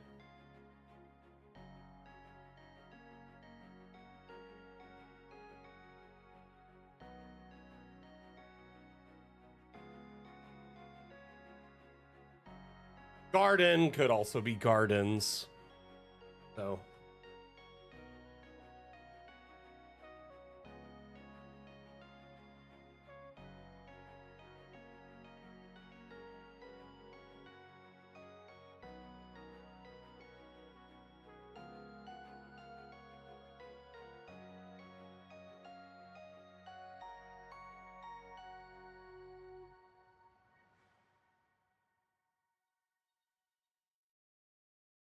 So, Acid Rain, the Dam Challenge is a recurring map making contest every 2 weeks. So if you're interested in participating, now you know the theme. You have between now and the end of day in your time zone on September 5th to submit your map to our Discord in the Dam Challenge channel. There are some rules pinned at the top of that channel in our Discord, and you have to follow those rules in order to qualify. So as long as you follow the 4 rules and submit your map before the deadline, your entry is qualified and you have a chance to win a $10 Hero Forge gift card. And if your map is the winning map, it's the first map featured on the stream for roughly 20-30 minutes, giving a lot of, FaceTime eyeballs on your work. And it's featured in our weekly newsletter, the Cardomancer Chronicles, which anyone can read if they click read latest edition. You could subscribe and it shows you the latest edition every Monday. Or you could check the archives and see past editions.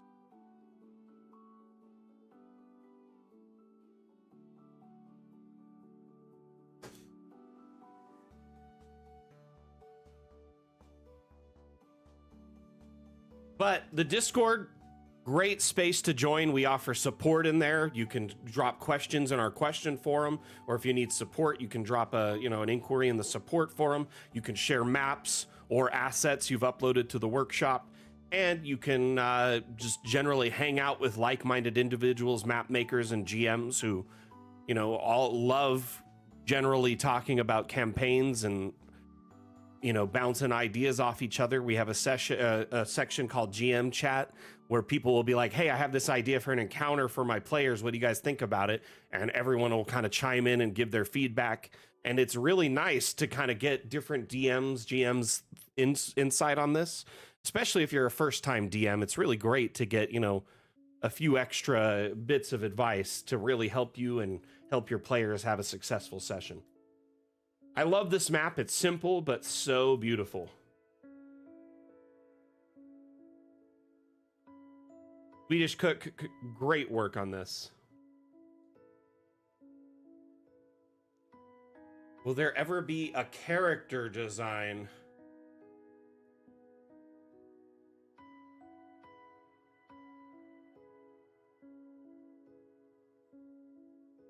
You could share them in the off-topic channel. I don't think that's a problem.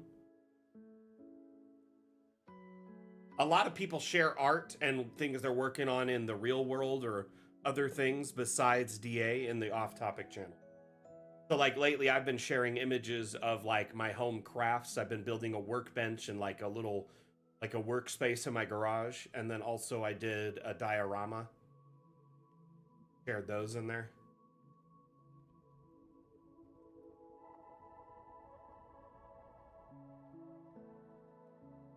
As long as it's family friendly, you can share it there. I mean, Hero Forge is directly linked to Dungeon Alchemist, so I don't think it's a problem, really.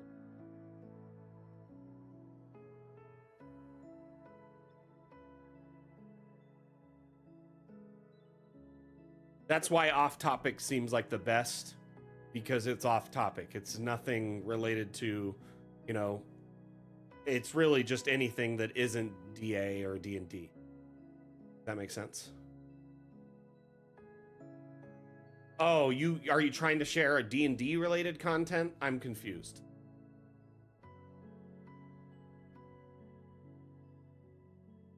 Either way, there's people who share their tokens that they paint and like terrain all the time in there. All the time that stuff's shared in there in off topic.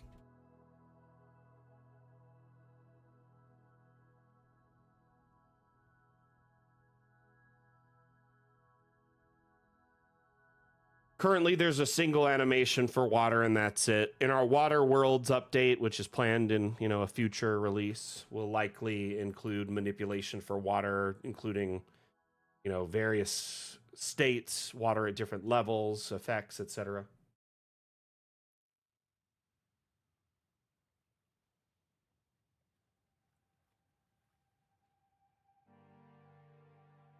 Listen, the off-topic section is constantly sharing not Dungeon Alchemist, but D&D related content. People will share their pictures of tokens they're drawing. I just scrolled up till the 17th and found a mimic toilet and a mimic outhouse. So people will share like their tokens that they're drawing and like terrain and all sorts of stuff. It's just kind of a catch-all for everything in our community. That's all. Yeah, it is really a big diorama. Really. You're correct, Acid Rain. This map here from Watchtower was phenomenal. And honestly, it was like one of my top 3 choices for the winning map.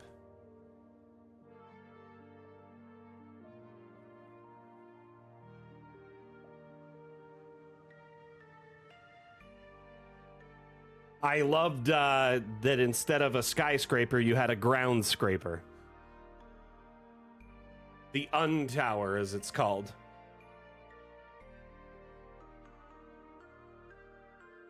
And honestly, this concept, the ground scraper, is something that might be more common in the future because it's easier to naturally like cool like an entire tower when it's underground. Anyway, like IRL architecture. But if you look at this, it is not only a tower on its exterior, but it's got a dark secret.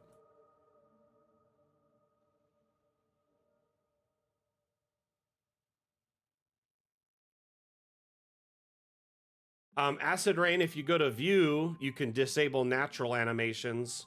And also you can go to file settings and then change to low quality from like high or medium. That'll help tremendously. If you're at a higher resolution, like say a 2K or 4K, you can reduce to like 1920 by 1080, squeeze out some extra frames. This one was definitely a heavy contender for winner.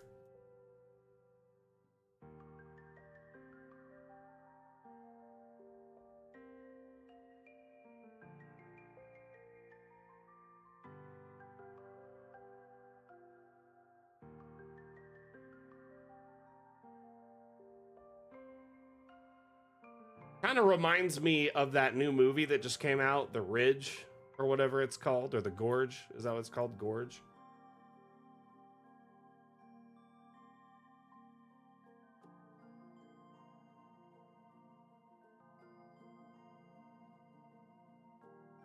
Remember, Acid Rain, when you load up the map, go into settings and then exit settings. It might help you a lot as well. Squeeze out a few more frames because of that bug that I mentioned earlier.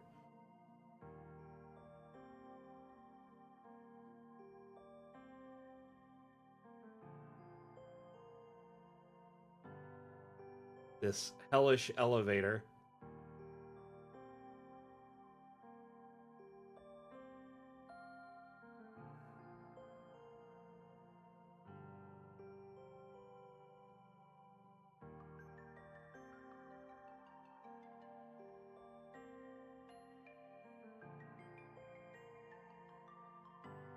Yeah, it seems it's kind of hard to make rooms work in a tower effectively. You got to get really creative with the space. And you did. You did a great job.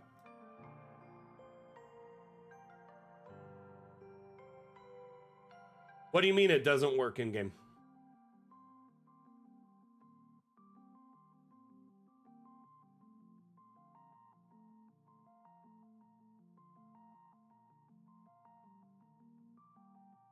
I mean, does it need to move in a game of imagination where you tell your players they can fly and blow things up with their fingertips?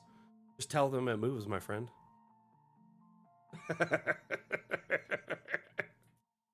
I think they'll suspend their disbelief in your 20-story tower.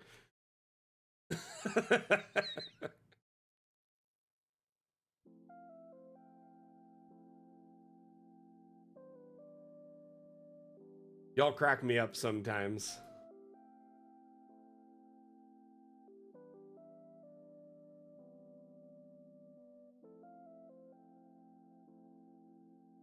Here we have Mustard Squad.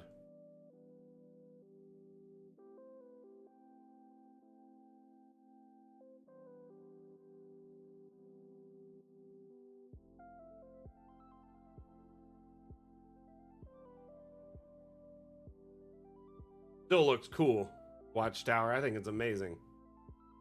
Regardless if the elevator is functional or not. You also could just put an out of order sign on the elevator.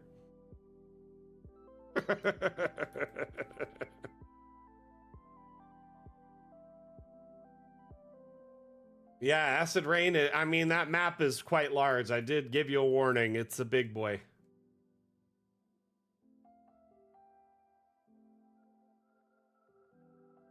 Escalator temporarily out of order, or temporarily stairs. Right? When an escalator is out of order, it's just a staircase. Unless, of course, it was like frozen at a weird interval where the stair was like not right at the bottom. Sorry for the convenience.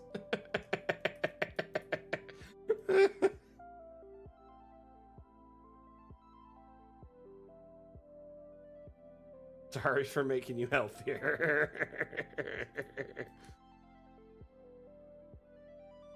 How long did you put into this map, Watchtower? It's a masterpiece for sure. Blue Mage, do you want to message me? I don't know. The auto mods gets kind of it does it on itself. I don't know what it's blocking, to be honest with you. But there's a Twitch mod that's like does its own thing, and then we also have our chat bot, which is designed to catch certain words. You don't care anymore? Well, if you wanted to DM me what you were trying to say, I might be able to discern it, but it likely is Twitch just auto-modding it. It's not me, if anything, or Atlam. I'll let you know that. We're not doing it.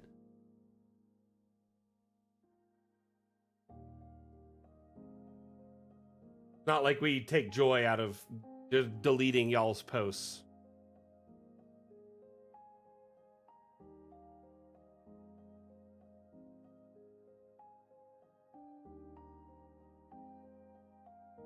I really love where you could see down below in these gaps to the various floors.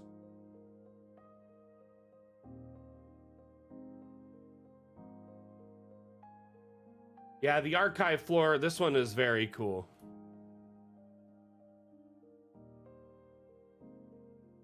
Particularly the shaping of the floor.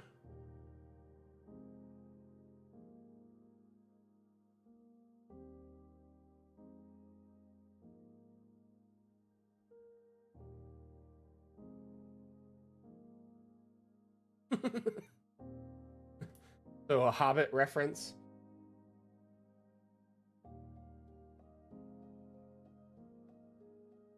And the light will show the keyhole. Man, think about Durin. 5,000 years ago, he's like, hear me out. Hear me out, fam. We need a secret entrance into Erebor, right? And we need this because someday, on a very specific day, hundreds of thousands of years from now, my family may need to use it to get back in.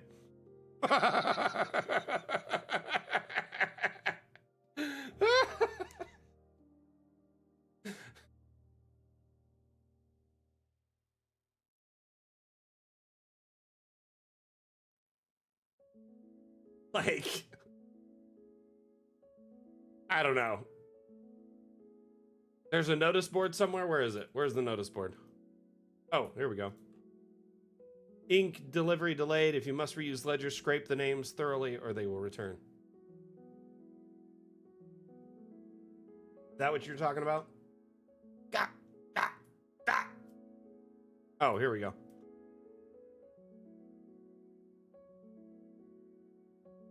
Please stop putting bones in the suggestion box. It's not funny anymore. Errors in the records will be punished as if they were crimes themselves. If the ink runs red, stop writing immediately.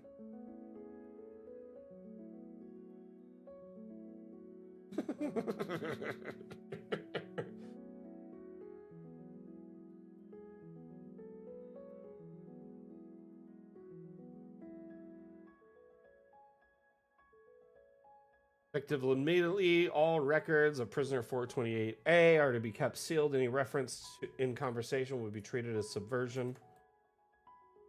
Jeez. Meal allotments are now half until further notice. It sounds like this tower is going through a corporate shakeup and enshittification, as they call it.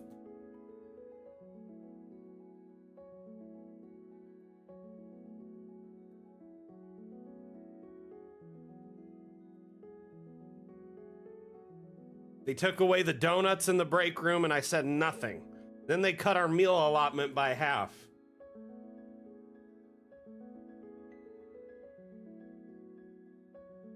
Oh man, frozen.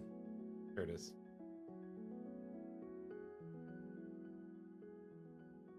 Watchtower, how is I see this. Is this the puzzle here?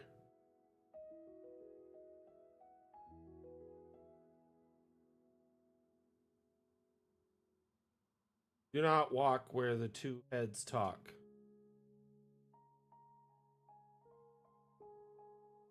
Mort. You just walk through where you don't see two faces intersect.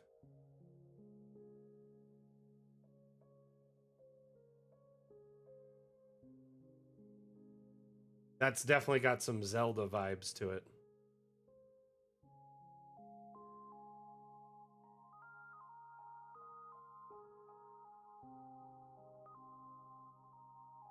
I mean, you do realize your players won't be seeing that terrain outside of that wall. So it's really only annoying to us as DMs at the end of the day.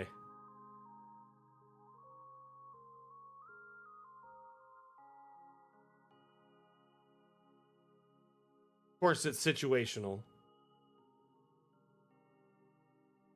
Though I have noticed if you kind of just hold the terrain button, it can definitely get in really tight to walls. Just takes a minute.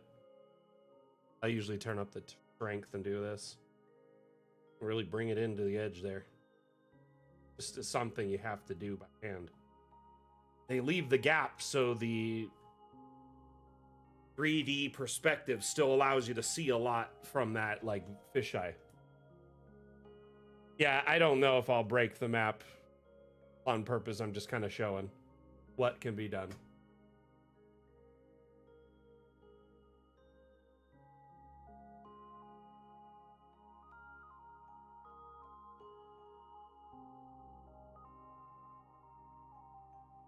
But like I counter that here, like Random Ladybird, there's no need for the players to see the terrain outside of this space. I could just turn it off, but the realistic point of it is to showcase from the exterior how it's a tower melded into the wall. I'm just saying their line of sight will never allow them to see this.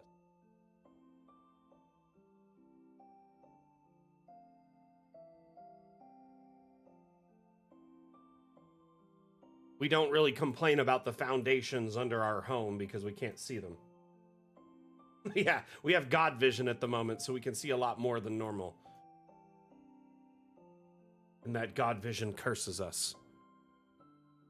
Oh my gosh, so we were talking like last stream about me doing like random voiceover as different characters, like impressions. Right? And I thought it'd be funny to do like a Map Maker Monday where I did impressions of Werner Herzog.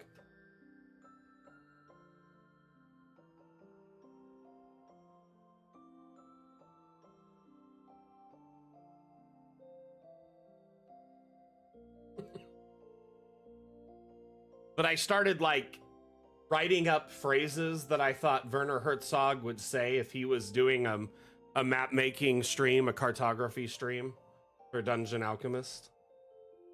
What are these creatures down here? What's going on here, Watchtower? I know, like, I'm just saying, like, what are they to you in the concept of this map? Or prisoners, maybe?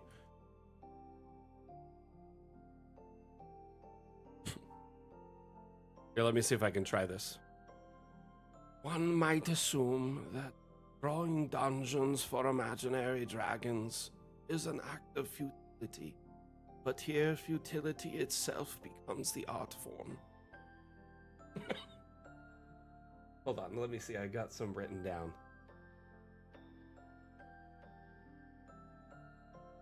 Observe how the cartographer places a tavern. It is a place of gathering, but also a place where secrets ferment into inevitable tragedy.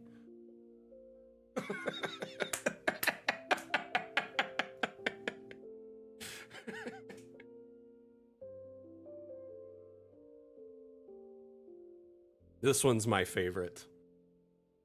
The dungeon master creates a labyrinth not to guide the adventurers, but to remind them that all life is itself a labyrinth with no escape.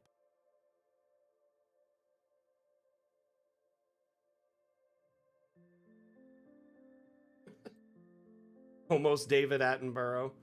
I need to work on it. It's hard for me to do it when I'm wearing headphones. I can't hear myself as much, so I have to pull one ear off, but then I'm listening to music. Oh, falling.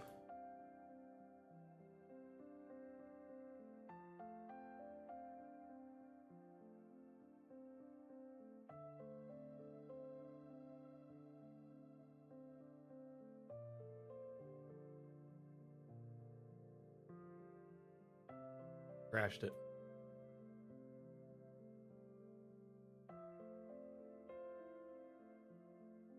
I had one like that, actually. Hold on.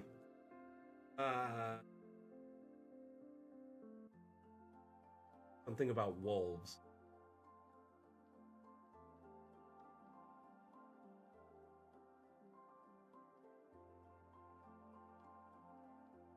In this virtual world, forests are placed with a click, yet in them lurks the same terror of wolves, both real and imagined.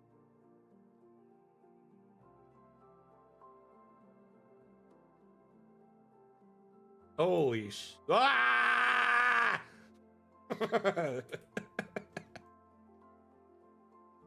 That's terrifying. Great job, Watchtower. On to the next map, sadly.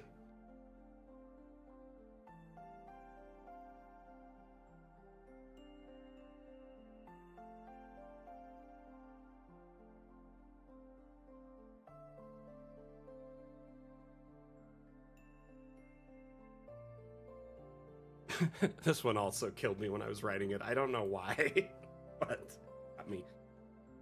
See this small village on the edge of a river. Its people do not exist, but already their taxes are unbearable.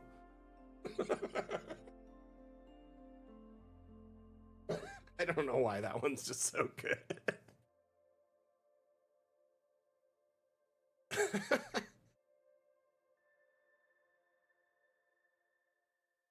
Yeah, I know. It's hard because I don't know what I sound like right now, and I probably sound like Dookie over the stream. I need to practice his voice more.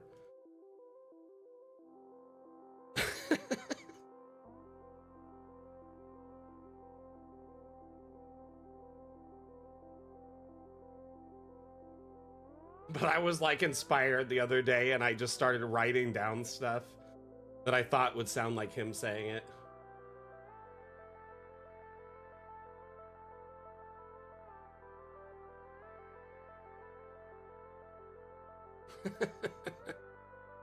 Honestly, I mean, sometimes less is more.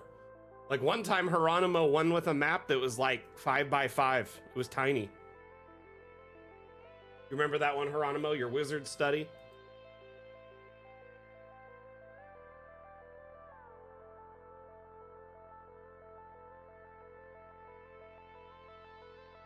Whoa.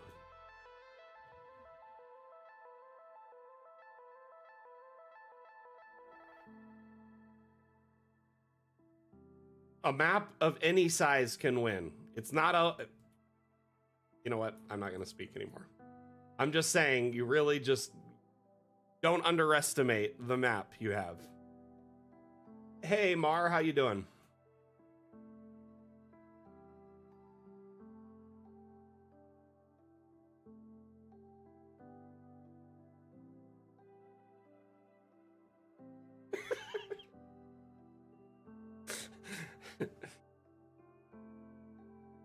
Cartography for tabletop games is an absurd attempt to control chaos. A square here, a hallway there, but the chaos always wins. Honestly, I need to write down like a ton of phrases. Just. It is very easy to build a map. Lizzie, how are there 9 floors? I mean, you just keep adding rooms on top of rooms, Lizzie. When you want to go up, you add rooms above a room. And when you want to go down, you go down. You can keep building up or down as long as your computer can handle it. So remember, this little up and down arrow here is important.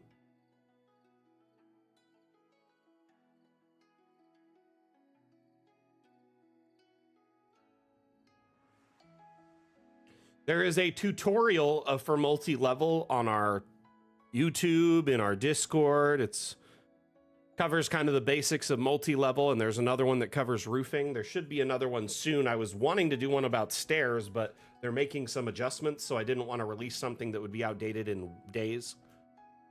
I might do one this week for balconies or something. Balconies and mezzanines. I think if you just search Wizard Study, you can probably find it.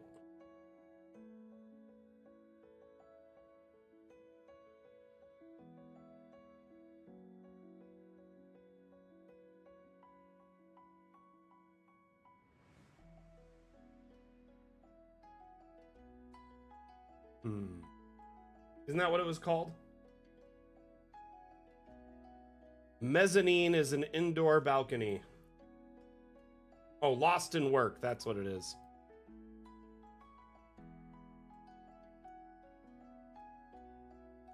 This one right there. 6x8. Well, 4x6. I don't know which one it is.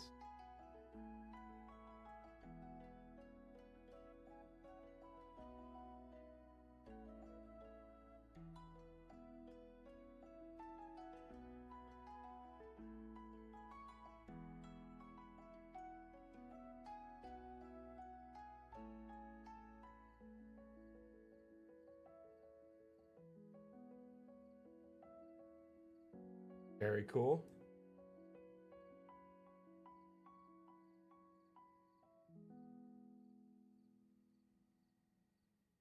So a mezzanine is a balcony inside of a room.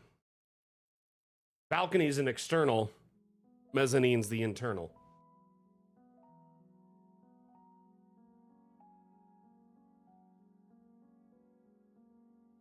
Essentially, it's a balcony inside.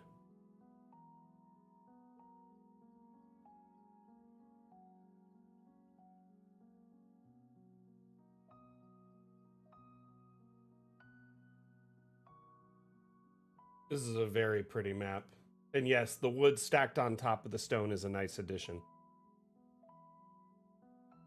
Yeah, it was back before DA had a lot of stuff in it that it, didn't have back in the day, like collision toggles and the ability to move objects up and down and all sorts of stuff. A lot's changed.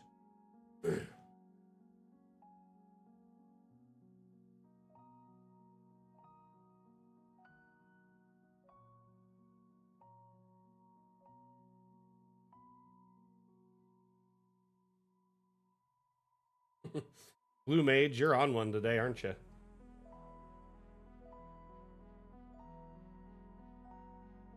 Oh man, it's changed so much, Anani. Like I know our community can speak to it a lot too, but it's crazy from my perspective as the community manager, how much Dungeon Alchemist has changed over the years.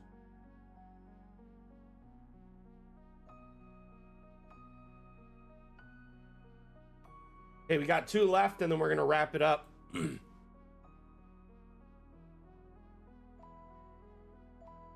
I was trying to answer Lizzie's question, but I think her problem is she's not building a structure on top.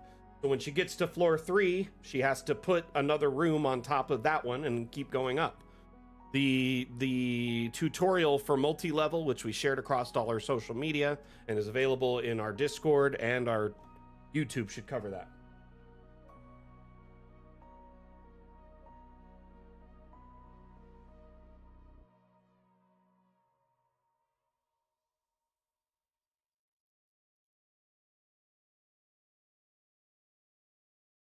Lizzie, are you still there? Because honestly, I want to help you, and it seems weird that you're having this issue, but it seems like we probably should deal with it in the Discord, because we can look at your maps and see what's going on. If it's something that you're having a localized bug, you know what I mean?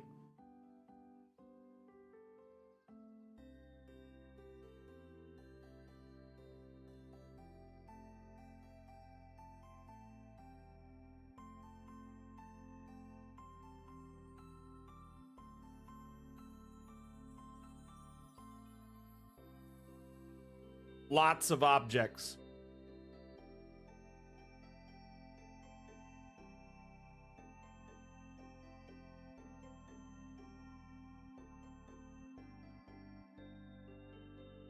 I'll be honest with you, Hieronymo has a lot of skill that he's acquired over years and years of practice.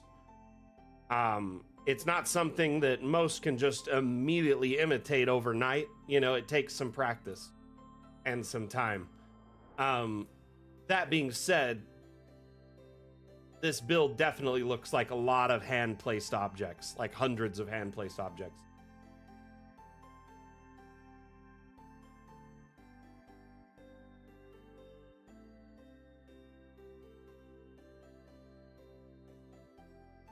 Mar, you can move objects up and down on the Z-axis currently if you disable collisions, and our next update will most likely allow you to rotate objects on any axis.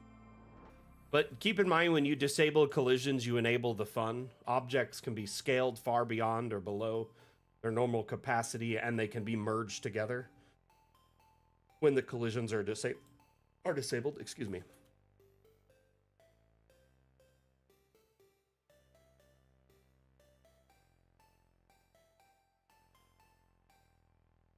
Right, Anani?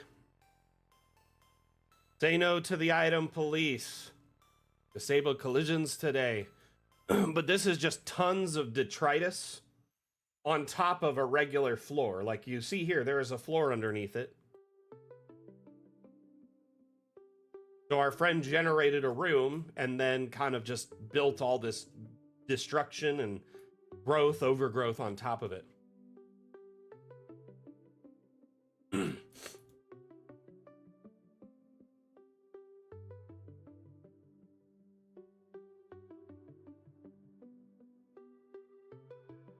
And he used the multi-floor structure to allow him to build up more easily in these spaces. Notice where it's really square and articulate, that's flooring from another level.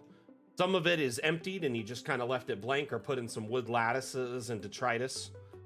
But for the most part, it's deleted floor. There's hardly any floor here in this structure to make it feel like it's more destroyed, decrepit.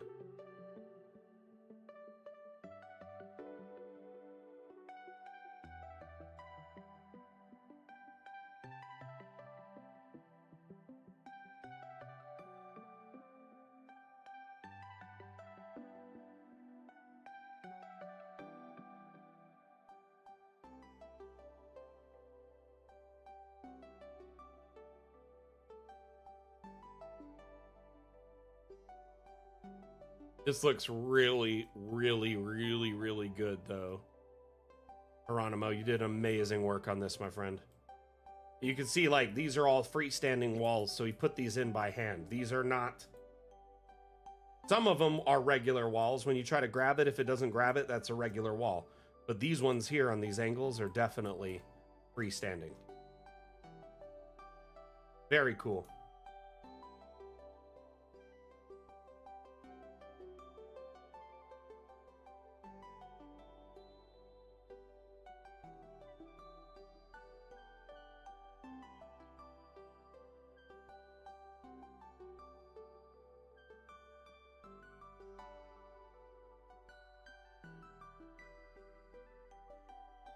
As the sand drips through the hourglass, these are the days of our lives.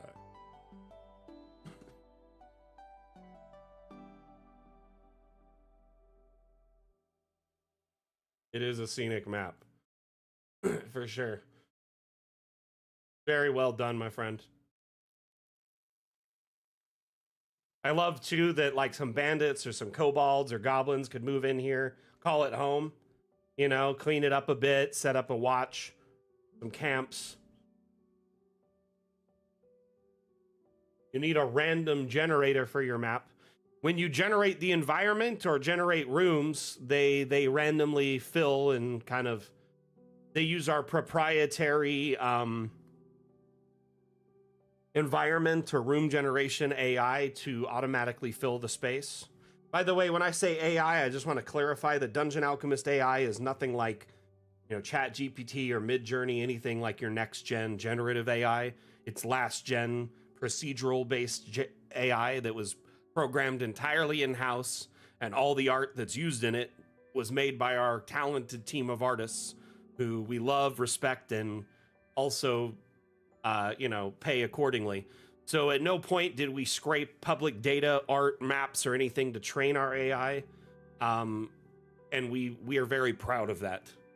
Dungeon Alchemist's AI is ethical from top to bottom, and because it's designed to be for map making, it really excels at what it does.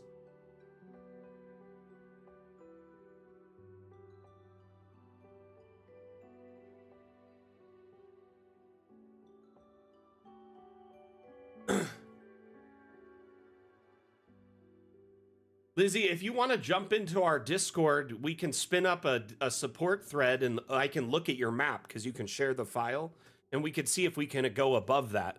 But to be honest with you, Lizzie, it's really very straightforward to make a map beyond 3 levels. You just keep stacking rooms on top of the other rooms.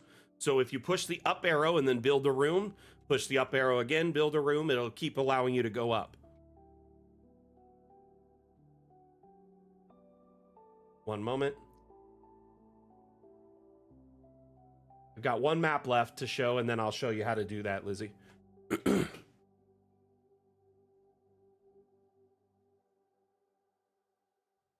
is the last map for the dam challenge, and then we're going to wrap up, okay? See if I can find that tutorial.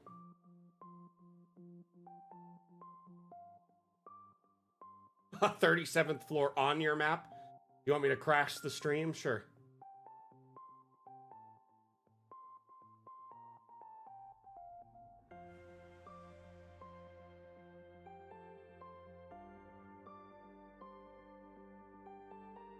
Stand by.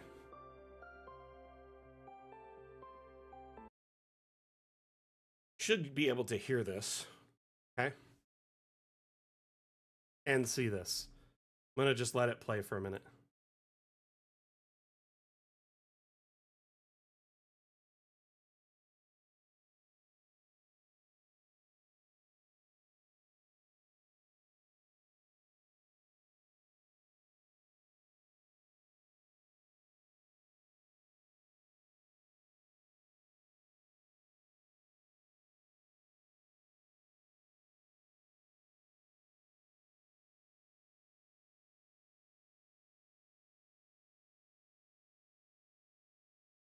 Are you not hearing it at all? Weird. Huh. No sound? Let me see what I can do to fix that.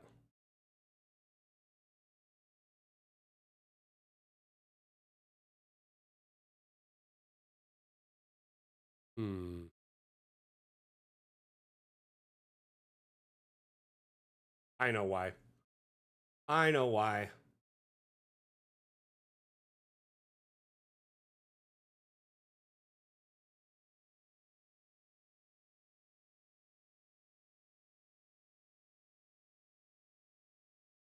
Stand by.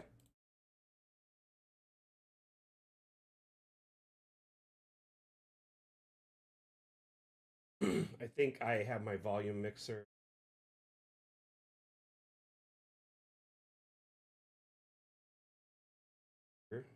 At.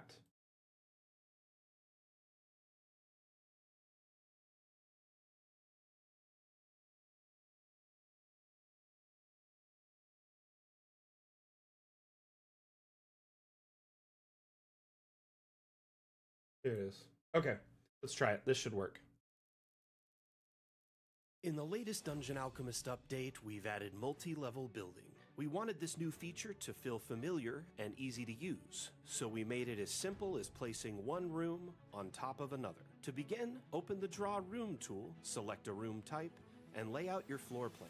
Then generate the room to create the first floor. To change floors, locate the level widget in the top right and click the up arrow or the plus key on your keyboard. This moves you to the next level above and displays the default roofing for that room. To build a second floor, draw a new room directly over the first. This automatically removes the roofing and replaces it with a room. Remember, you can shape and adjust the floor plan as needed before generating it. To build underground, use the down arrow or minus key. Note, underground levels are only available in terrain-based biomes. Now, you can build as high as you like or as deep underground as your system allows. Advertisement. Keep saying it, but I don't believe you. This map still hasn't opened. What is going on? Oh, finally.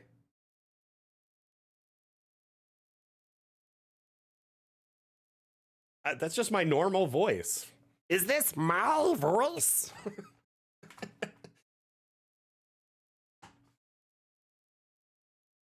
Why is it? It's taking a while to load. I think my DA is having trouble. Honestly, when Linux people say, hey, if you're having trouble with Windows, just switch to Linux, I feel like that's such a oversimplification and like such an obtuse way to look at things.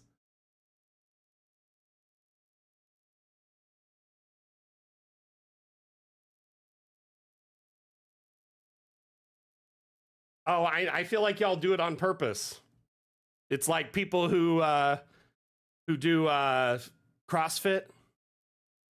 Like they can't just not stop talking about CrossFit. That's what Linux people do too. I think the map's gonna load.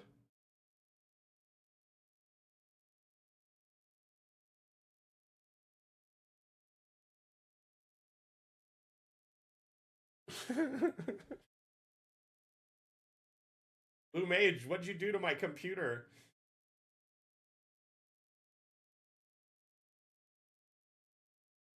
Jeez.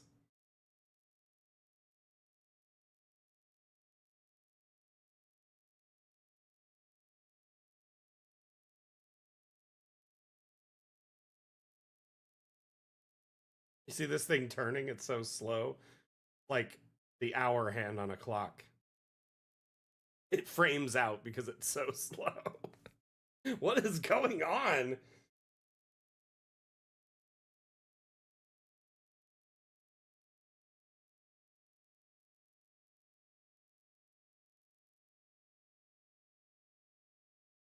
Hmm.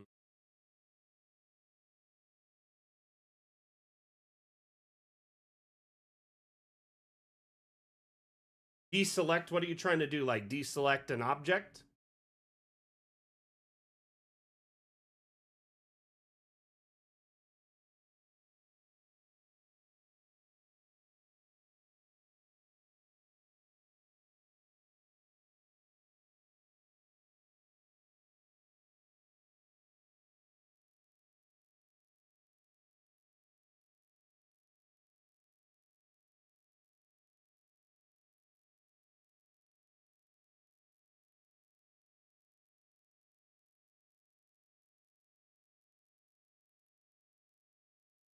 Well,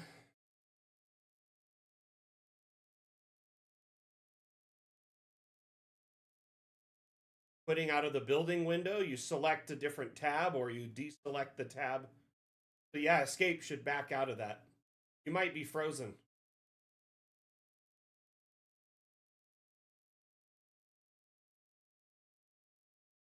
Weird, I was able to load every map before the stream. I tested all of them twice.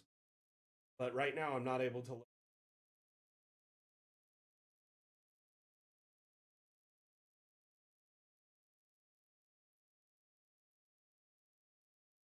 Blue Mage, I'm gonna keep trying.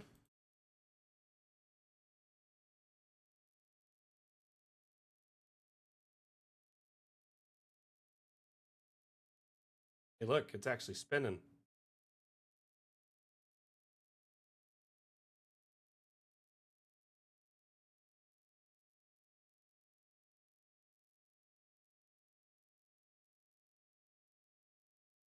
Acid Rain, I'm trying to troubleshoot this map that I'm dealing with right now. So I'm sorry if it's getting confusing. Atlam or other people in chat will try and guide you, okay? Hey, we got it to load. Took a moment, but we got it.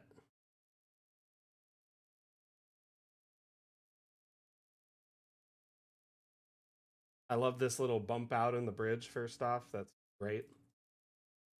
And then the little moat has a vibe.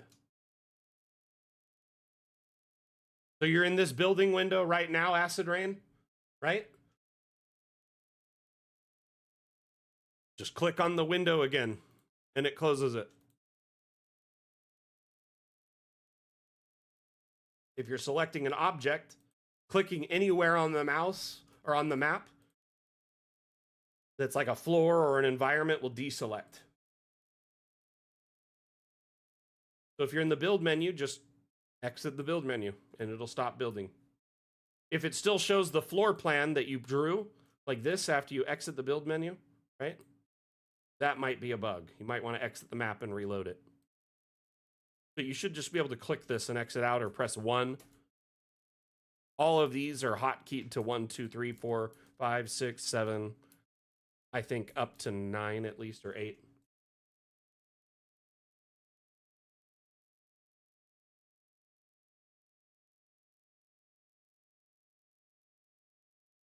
First off, Blue Mage, let's take a look at the entire scope of what we got here. So there's nothing underground. We're gonna go all the way to the top. So our friend Blue Mage here made a map with kind of a treehouse vibe, treehouse tower vibe. That's what I'm getting from it.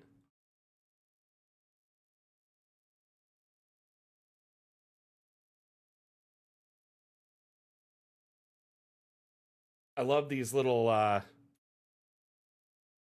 like water what I don't even know what to call these, trellises, or like what would you call this, canals that you've got up here. Feels like a Mario game. Like I should be jumping up this tower on the outside.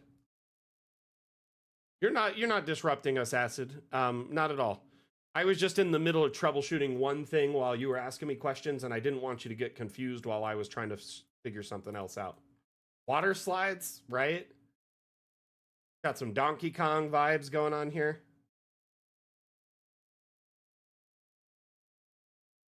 Blue Mage, honestly, decoration isn't super critical. I mean, the mouse, the map looks really good. The exterior especially looks really on point.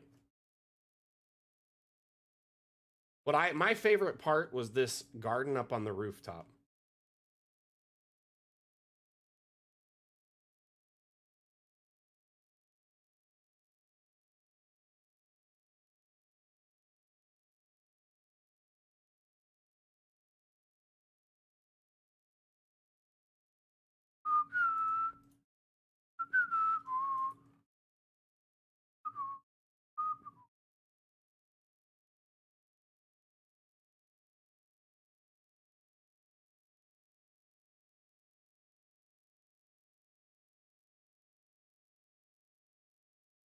Blue Mage, I get it. I'm the same way.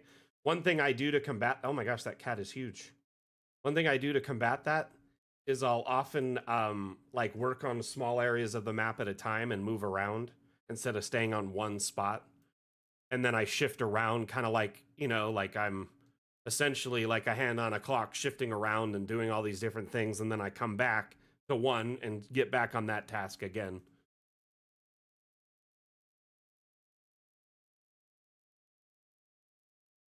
I think the biggest takeaway of this is, yeah, these beautiful like waterfall, canal, hanging gardens mixed with these like open floor plans in between the levels.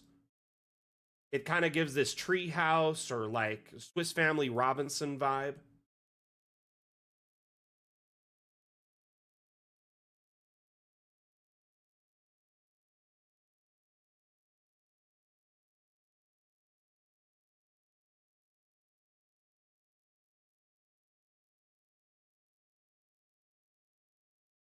Oh my.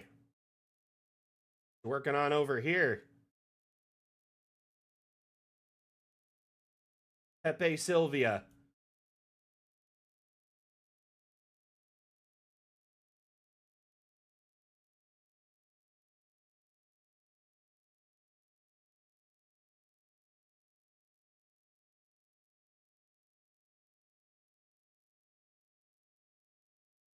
I like this room here, the little experiment room.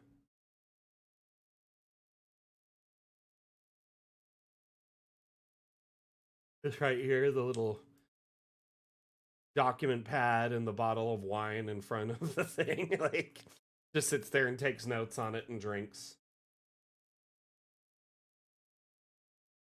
The library was really cool with all the fun shapes.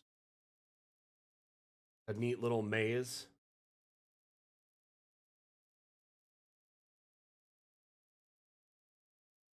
Oh, Lizzie, I'm sorry. Yeah, no, you could definitely, you can go as high or as low as your computer will allow.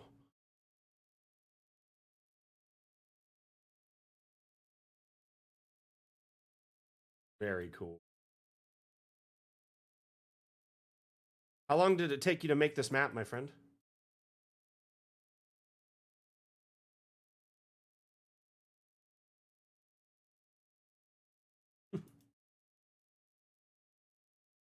All the dioramas in here. Those chocobos?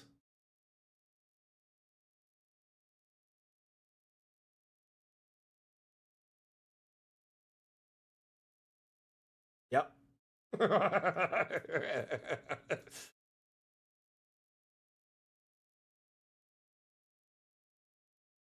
Rock'em Sock'em Robots. That one's cool.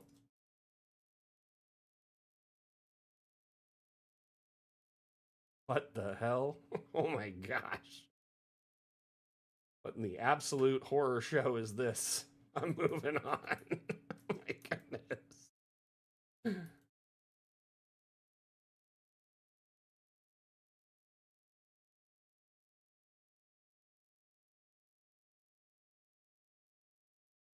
Oh man, mini connected poles on the boxing ring would have been great.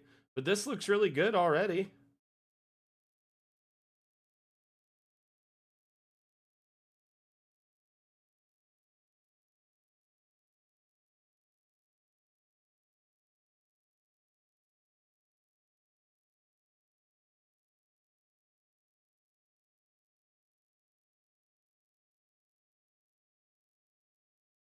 I'm slipping right here.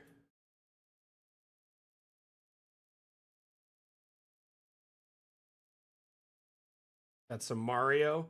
Got the turtles, a mushroom, jumping. Yep, that's definitely Mario. Flag at the end.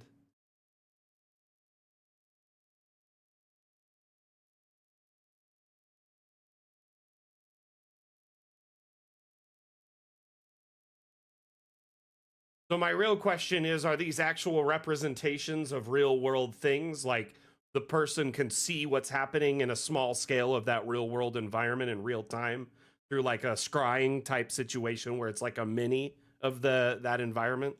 Or is it just kind of a diorama?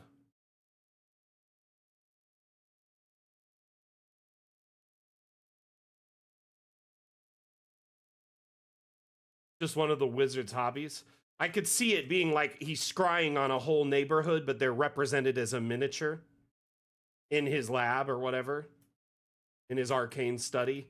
So like he's watching the bar from whatever his favorite tavern from home and can see all the people there doing whatever this Githyanki is doing.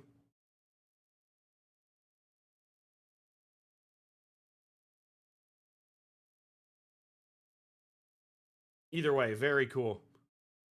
Yeah, kind of like a penny arcade, huh?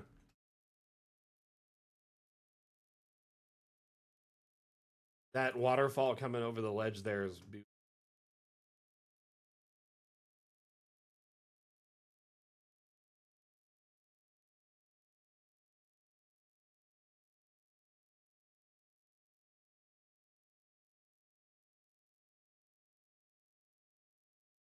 Looks very cool.